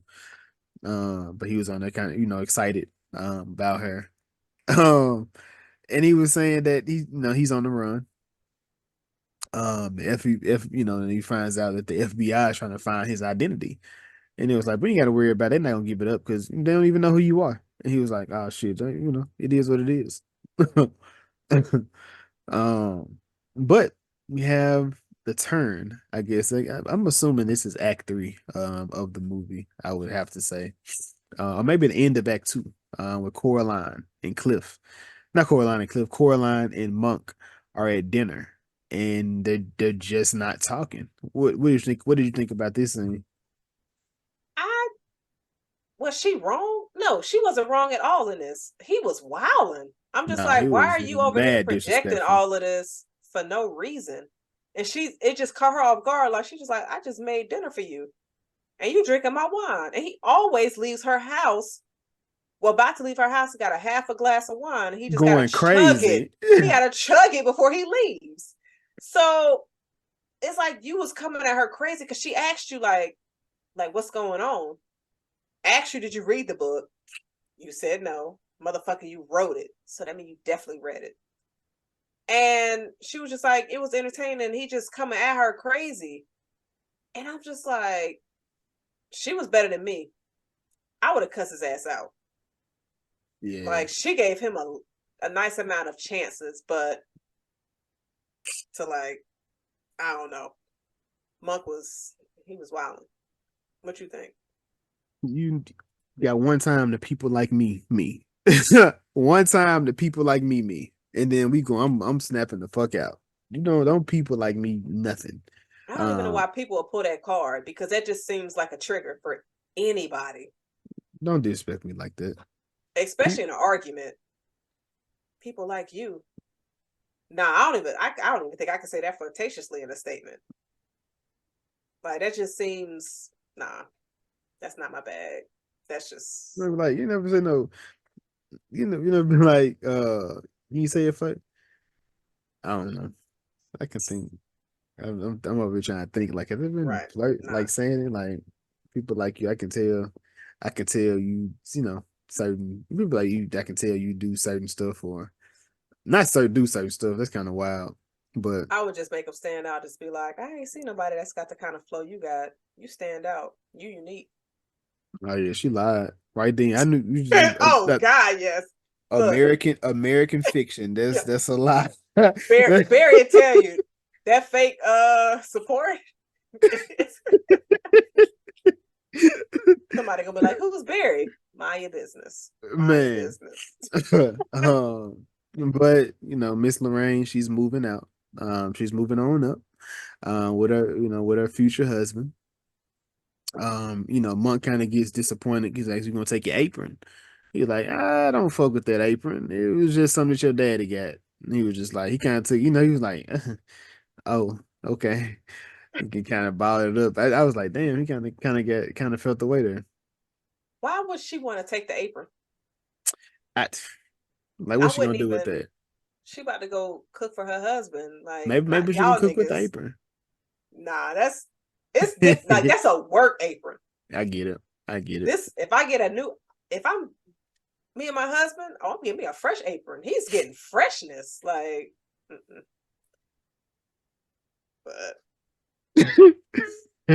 But we also find out that fuck has been submitted for the literary award.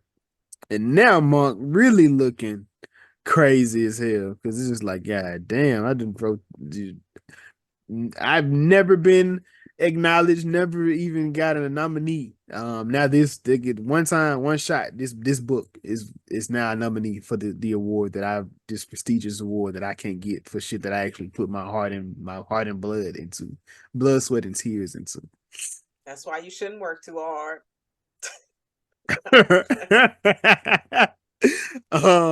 But we get ready for the wedding. We make it to the house. This seems like one of your dreams, Jazz. So, kind of, sort of, but two different men in the kitchen making breakfast.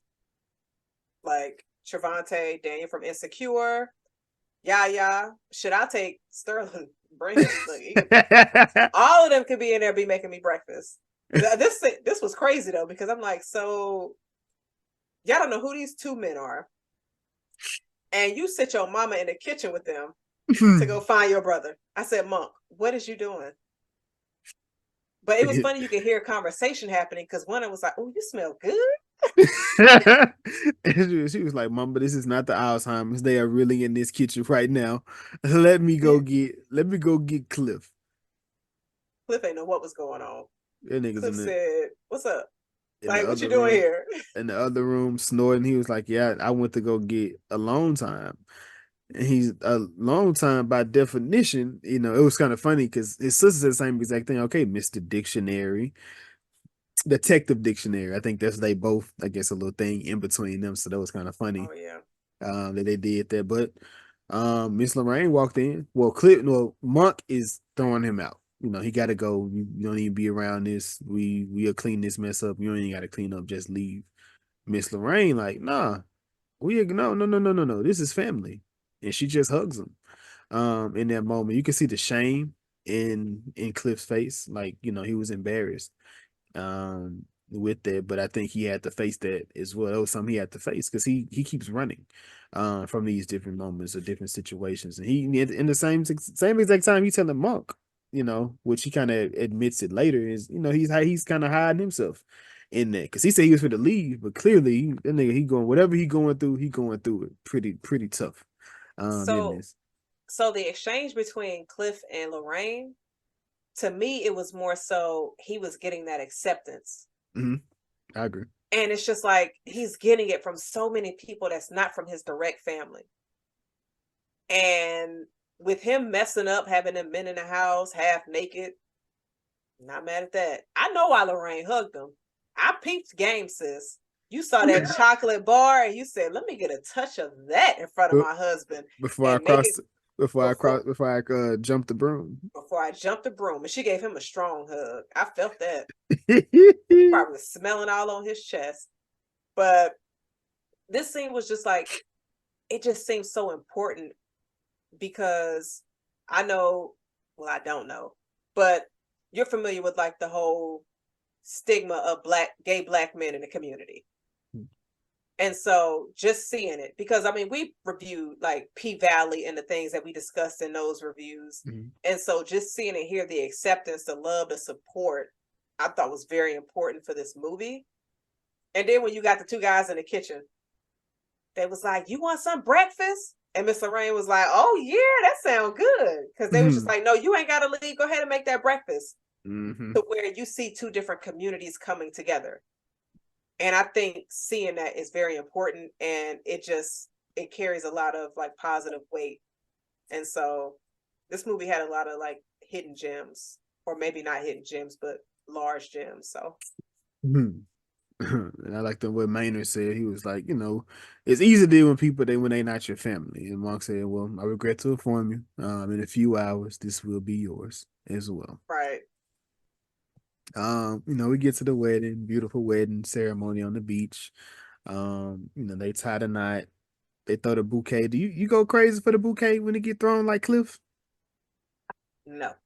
If it's not in my vicinity, I'm not doing all that. But it's never my vicinity. So I'm just like, oh, I guess my guardian angel over there swapping that shit out like Not yet, not yet, not yet. Like my right. cousin, he went crazy for the whatever. I think the garter, whatever they throw. Yeah.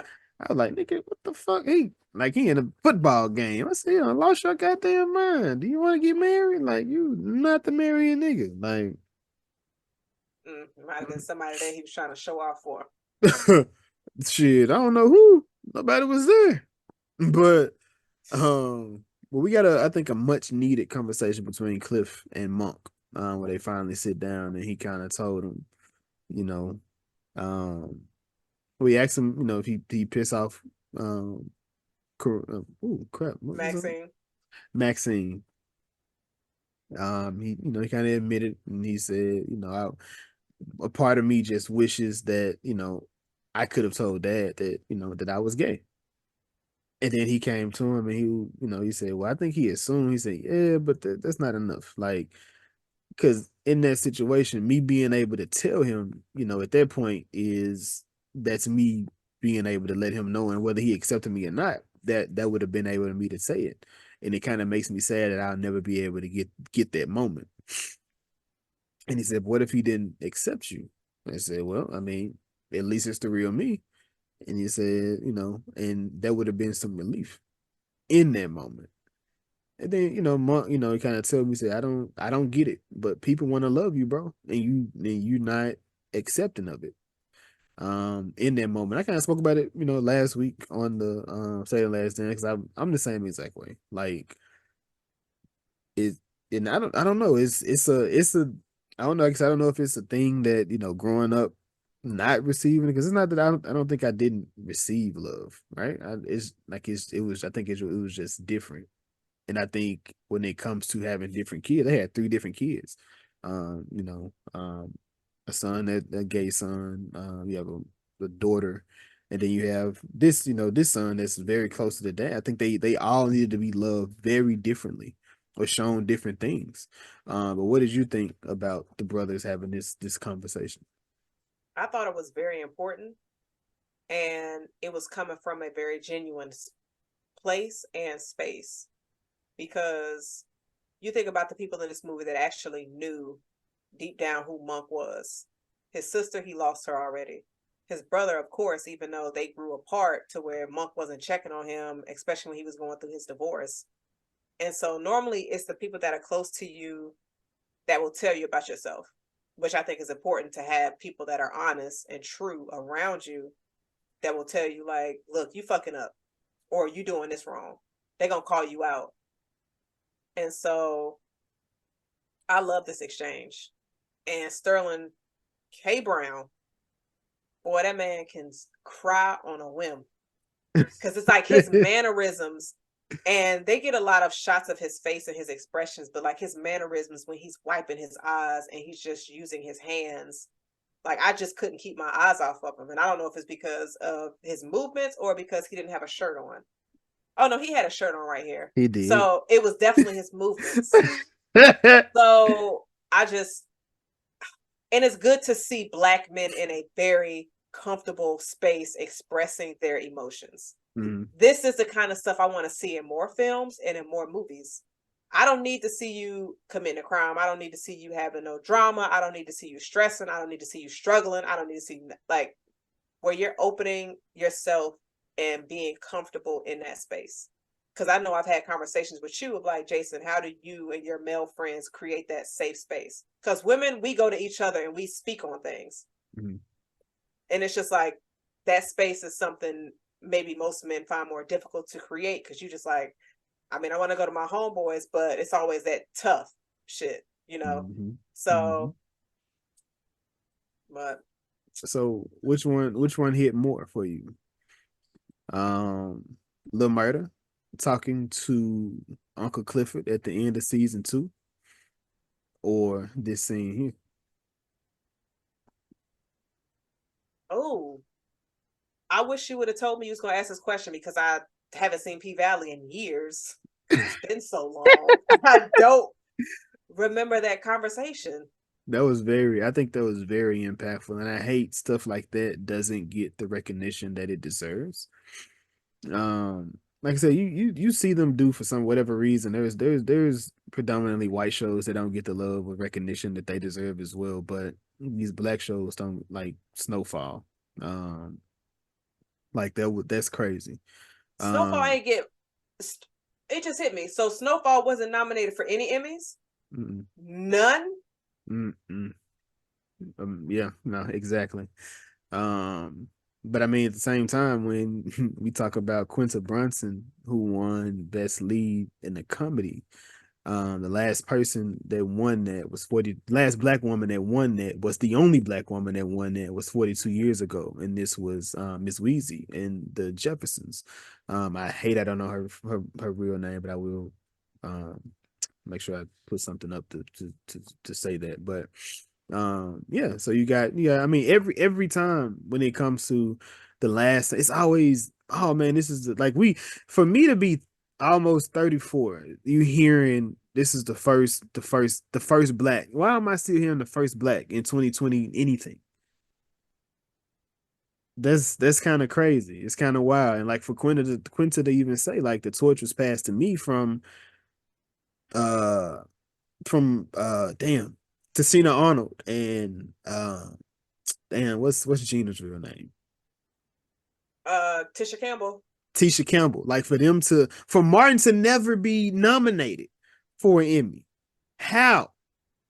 Shit, like I said, it's things like that. Like we like I said, we don't get the recognition in any of these things, and like we're expected to go into them like just go into it like, okay, so now we get recognized. Now I can play ball with, no, fuck y'all. I want to make sure when I come up in these moments or getting these things, I recognize me, my people, things of these nature. So when you see these people go up and they make these speeches and they make, nigga, yes, because all the different ceilings we got to break through. We got to break through ceiling after ceiling after ceiling after ceiling just to be fucking recognized. We're not even talking about get an accolade. I'm just saying to be recognized in this space or in these different things. Like, nah, this shit that's mind blowing when it comes to it. So then when you see three black sisters win predominant, like the win a role like that, it's fucking amazing. Cause then I have black girl, I have black kids. Like when it comes to it, like nigga, you can like y'all can do. Like if this is what you want to do, you can do it. Anytime my kids say they want to do something, like yeah, let's shit. What we need? Let's put it together. Let's see what as far as when it comes to it. If I can do it, mama can do it. We can definitely make sure we can get you to whatever it is you want to. The best of our knowledge or the best of our abilities. But it's just like the like just seeing shit like that, them not seeing somebody else. You can't even talk to the person before you because it wasn't the person before you. That's ridiculous. But Yeah. And I could see if it was like not no projects drop, not no good projects. But it's just like a lot of people posted, it was just like, so you mean to tell me nothing for Living Single, nothing for Insecure, nothing for Girlfriends, nothing from The Game. And it's just like everybody know who Tasha Mack is. And so it's like y'all will sit up here and tell me one thing, but I can see a history of records of, it's just like ain't no way y'all gonna sit up here and say Snowfall shouldn't have been nominated. The fact that P Valley has not been nominated blows my mind because P Valley is to me, I feel like P-Valley is one of those shows you wouldn't think is as good, but that shit is fired. The message, the performances. Like, before even starting P-Valley, did you know any of the actors in that outside of Isaiah Washington? No, I don't think so. No. Mm-mm. And now you look at them. They show up Exactly. on socials, you already know who they are. And it's unfortunate, but I will say congratulations to the ladies that recently won. You deserved it. And then you got BET trying to make up for all the fucking the lost times and lost things that the people not receiving. There's only so much they can do. Because you can't you're not allowed to give every single person an award, and then we be on the internet making a mockery of those, like, when it comes to the awards that we have. So I don't know. It's tough. And like I said, it's not I don't know the right way to go about this. But when it comes to black TV, white people ain't white. I just don't see, white people watching black TV. You got to kind of have a crossover But they appeal. do. They do. They watching Power. They was watching Insecure. They was watching all of this. It's the people that's making the decisions in those academy spots. Those are the folks that need to be switched up and changed up. You need to alternate them. Those are the people, because these shows are getting the viewership that they need. The fact that a lot of folks, and I recently saw this and I want to get back on the movie, but I just want to say this. Robin Thielen was the creator of a Black Lady sketch show. She went to awards recently. She took some pictures, posted online. People was like, who is she? Who is this lady? And I'm sitting here like, how do y'all not know who she is? She got a show on HBO, successful show. They have a number of noms and awards won. She's had a long list of actresses show up on her series. Like, season 1 was fire. Angela Bassett, Viola Davis, Quinta was one of the main. Like, it's just, the list is so long. And she, of course, worked with Issa. Issa was like, she went to Issa's like, I got an idea for a show. Issa's like, oh shit, let's do it. Issa talked to HBO for her to get her show. And I hope they get another project together. I think both of them, great funny, and they put more Black sisters on in position behind the camera, or behind the pen, telling stories that, Black women can relate to and that we can laugh at. And so I just think representation matters. And it's bigger than maybe what we see it as. But the young kids, when they was rolling up to Issa, because I saw a video recently, they was like, "You're back, Barbie. You was the president." I had tears running down my eyes. Not really. In my heart, I did. They was running down my eyes because I was just like, look at those little girls seeing a Black Barbie president. Jason, I didn't see that shit growing up. I'm 29. So I'm just sitting here like, I love for the little kids to see that. It's amazing. But back onto the movie. Yeah. So, we have this, the team has gotten back together. They're trying to decide what's going to be the number one book that's going to get this award. But and the white guy, he kind of says, I found it simplistic in language of the gutter and not of a graduate thesis. And it's just like, bitch, what? Like, I don't know why they did. They man, I probably would have went off like, bitch, what the fuck is that supposed to even mean? Like, because what? Because it's not how you speak, how you talk. Like, motherfucker, these people still go through something. So, language of the gutter. But we finally have that long waited Monk and Centaura conversation, Jazz. Well, how did you feel about how this was handled? I feel like Monk went about it the wrong way, because if you're gonna go against a writer and ask them about a book, first and foremost, please read the book first. He read excerpts. He saw headlines. He heard her read a paragraph from the book. Not saying that the rest of the book wasn't probably like what she had read, but at least show the respect of, I read your book to try to get more context. I got a lot of his points though, because he made some very good points. But I think in the battle, in the end, Issa won. What do you think? Was it a battle? I don't know if it was a battle because I feel It like seemed that. like there was a bit going toe for toe. That's what I got in my notes. I have Monk and Satara go toe for toe, and I got a picture of a foot. That's a joke. I feel to say this That was a motherfucker joke. here. So I get it. Like I definitely get it on both sides. I get it on both sides. Like, yes, we do want more from our people. But I also get feeding the market. So if there's a market for it, that don't necessarily mean you have to play to the market. But at the same exact time, if I know what the market is and I have the product to feed the market, why wouldn't I feed myself? Like if I could take care of my family, take care of myself, why wouldn't I?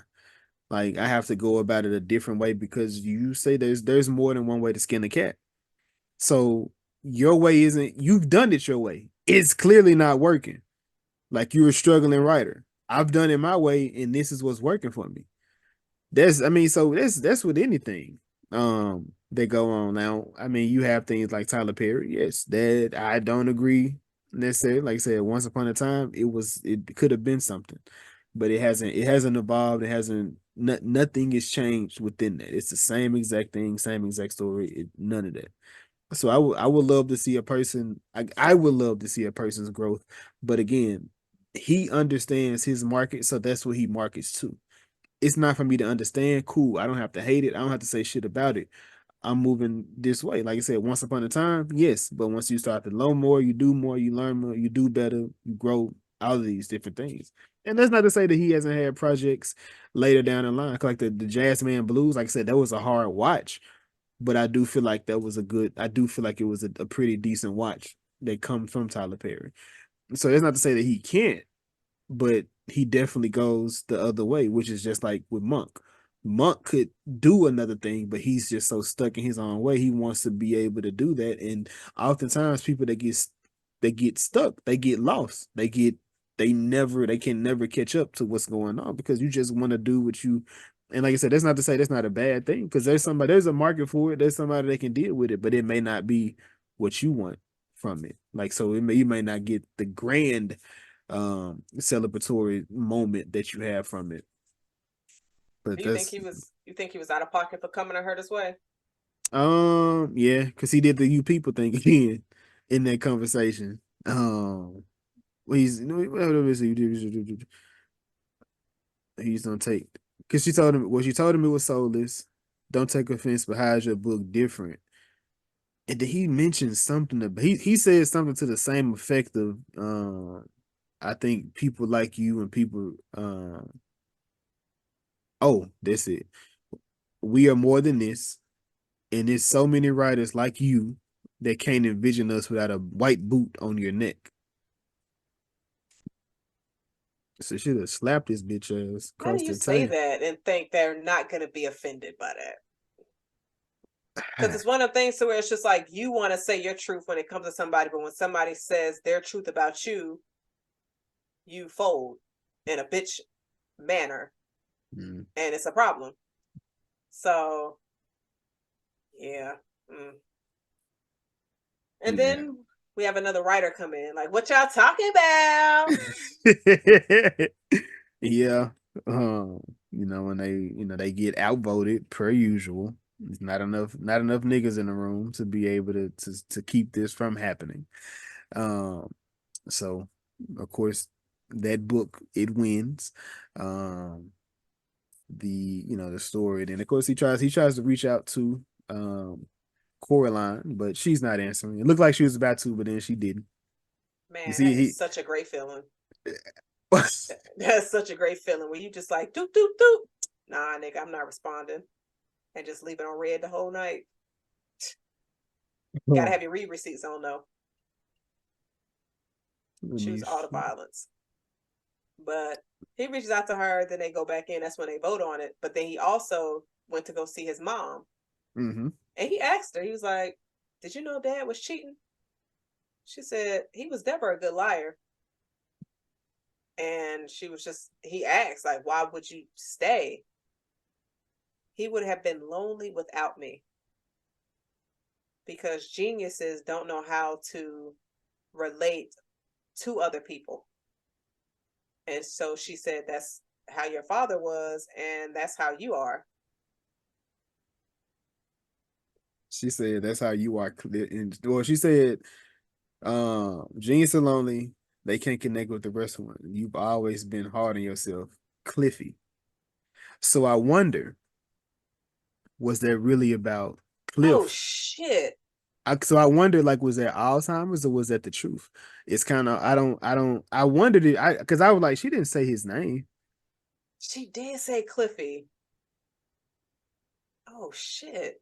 I So I didn't always catch that. wondered. So I always wondered, like, I've not always wondered, but since I've seen it, I'm like, Here you go, Jason. I saw the movie 6 months ago, and I've been wondering since then. Like, nigga, it's only been out a month. Not even that. But yeah, I don't know. Like, so I want. Do you think it was another mix up, or do you think she really was talking? Thought she was talking to Cliff in that it movie? might have been she was talking to Cliff. Mm. That could have definitely been it. Because he was going through the same exact thing on his own side, though. You know. Mm, damn. Like the dialogue in this. Ooh, amazing script. It is definitely, But definitely a script. I think they won a critics award for for the good screenplay. yes. But you know they get to the award ceremony. Which ending was your favorite out of the three that we were presented? Ah, I would have been cool with the second ending. Um, when Of it course. when The love you know, story. yeah, the little love story. He goes to the house and it fades out. In that, but I love the little meta ending, so it kind of you don't know what the fuck was really going on, what really happened, which I would have to assume this was a real thing, but he was pitching a movie the entire time because of whatever the relationship didn't work, or he wasn't sure if it was going to work. But of course, the funnier one is him getting killed in the end. Like that was definitely the funniest to me. I wasn't laughing at that black man getting shot. I Absolutely was. not. I was more so voting on the one where it was a cliffhanger. He said, but Uh, he said but it's an award. It's yo, an you award. heard Issa like, no, wait. I'm like, come on, y'all. And I didn't think they was gonna show us him getting shot the way that he did. They said, fuck it. Shoot his ass all the way It up. looked low budget though when he was getting shot. I was like, this shit too I funny. think they did that on purpose. Did you see how I his did. leg was sitting there? I did. Yeah, I agree. Motherfucker looked like Widow. I was like, what? I was like, what? At what point did you just twist your leg? But Maybe when he was falling, his legs started, going the other way. But yeah, that shit. I was laughing. I was laughing, but nothing. But while it was hilarious, he was like, "Yeah, no, I need something else." So what's in there, big? We don't want no. We don't want. It's not a book. We don't need that ambiguity ending. We need an actual ending. He gets smoked. something real. That's their favorite thing. Everything is real.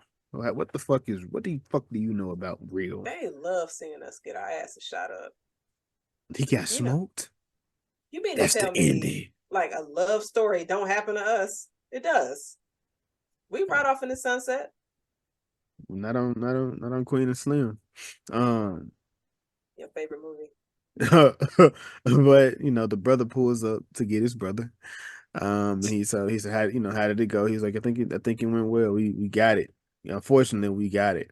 And he's like, yeah, I wonder who's gonna have playing me. He said, oh shit, you didn't know? It's gonna be Tyler Perry. I was like, I said, bro, the shots that they was taking at dude, man. They got a movie about him coming out soon too. I ain't gonna see that shit. I'm saying it. I bet you are. Jason, like, it was so entertaining. I But laughed. did you find it interesting when they were driving off? You saw the actor in slave clothes. Him kind of look at him and he waved at him. He was just like, damn, still, this they still pushing this. But see, the thing is,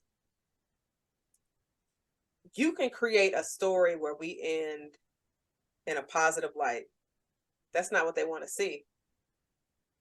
They want to see us get killed, us get shot, struggling, all of that. To where it's just like we need to look outside of media to see reflections of ourselves.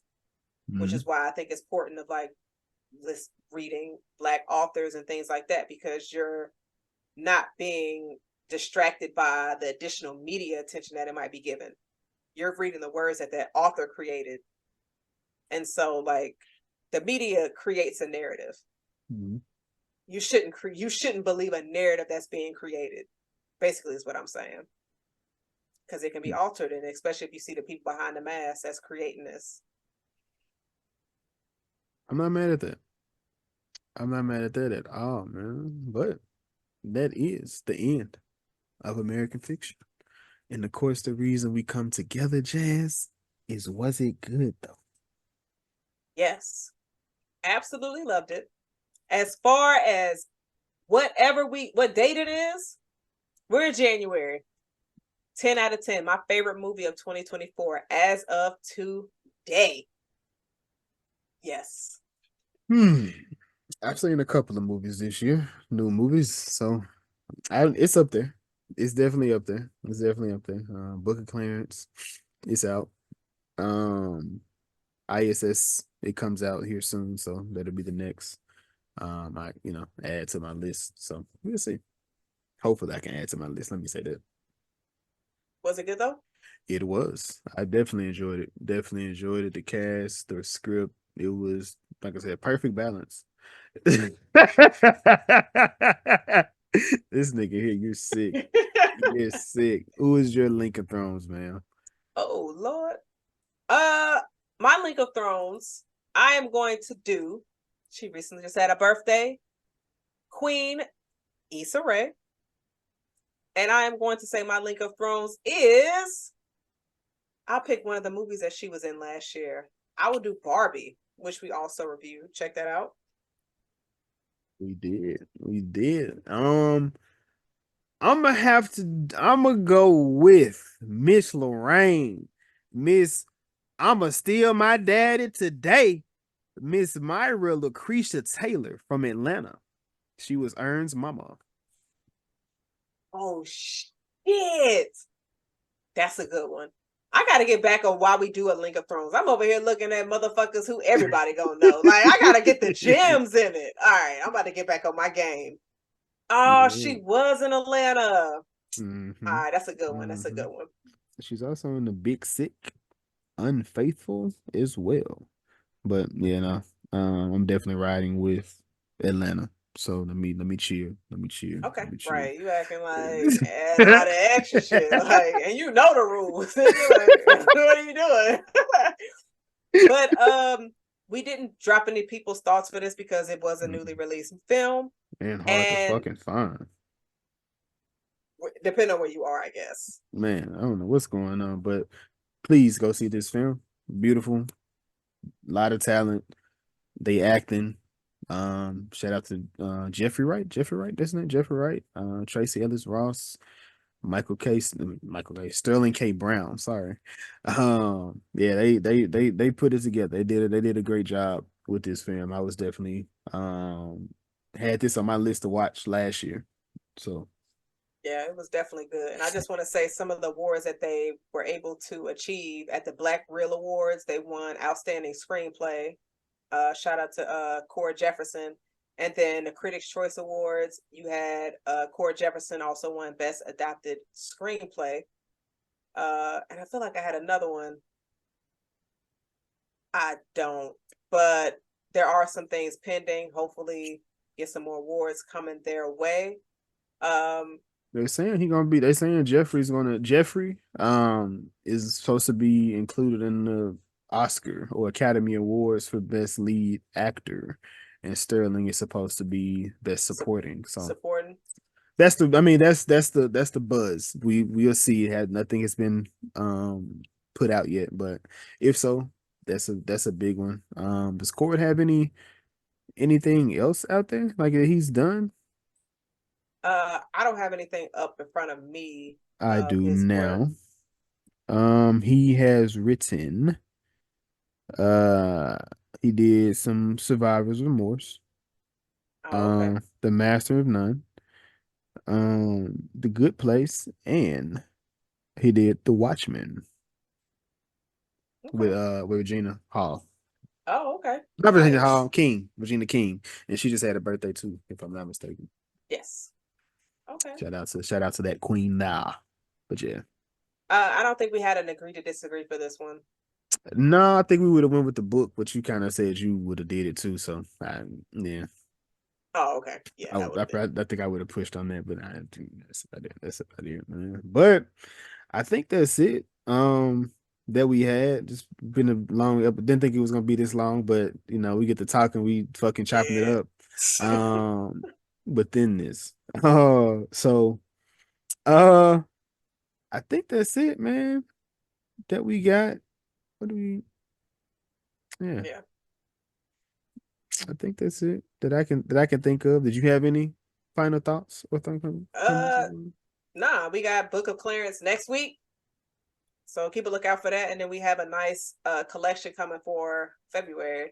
So Yeah, yeah. yeah. Just please be sure to like, subscribe. Definitely any kind of feedback you got, drop it on our episode. Streaming on Spotify, Apple, and visuals are on our YouTube. So that's all I got. It's it, man. I keep pushing this off, but next episode it's at the top. It's at the top. It's at the top because it's at the top. Just For do it sure. during a live episode. I could. You're right. And then by the time this post, it'll be like, what are you talking about? Go to the live episode last week. Yeah. But man, this was episode 85, American Fiction. Was it good though? Yes, please. If you can get to this movie, see this movie, definitely see it. Two great movies in theaters right now, led by Black people. This and Book of Clarence with Lakeith Stanfield. Amazing, amazing. This is the Was It Good Though podcast. I'm Jason. I am Jazz. Deuces. Cheers. Talking ass nigga.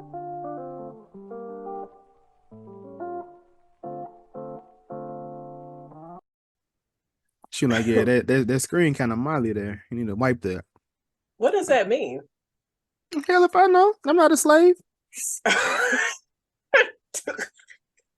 Was your grandma? I'm sure your grandma wasn't. Nah, You know she what? wasn't. But it sounds like some slave shit though.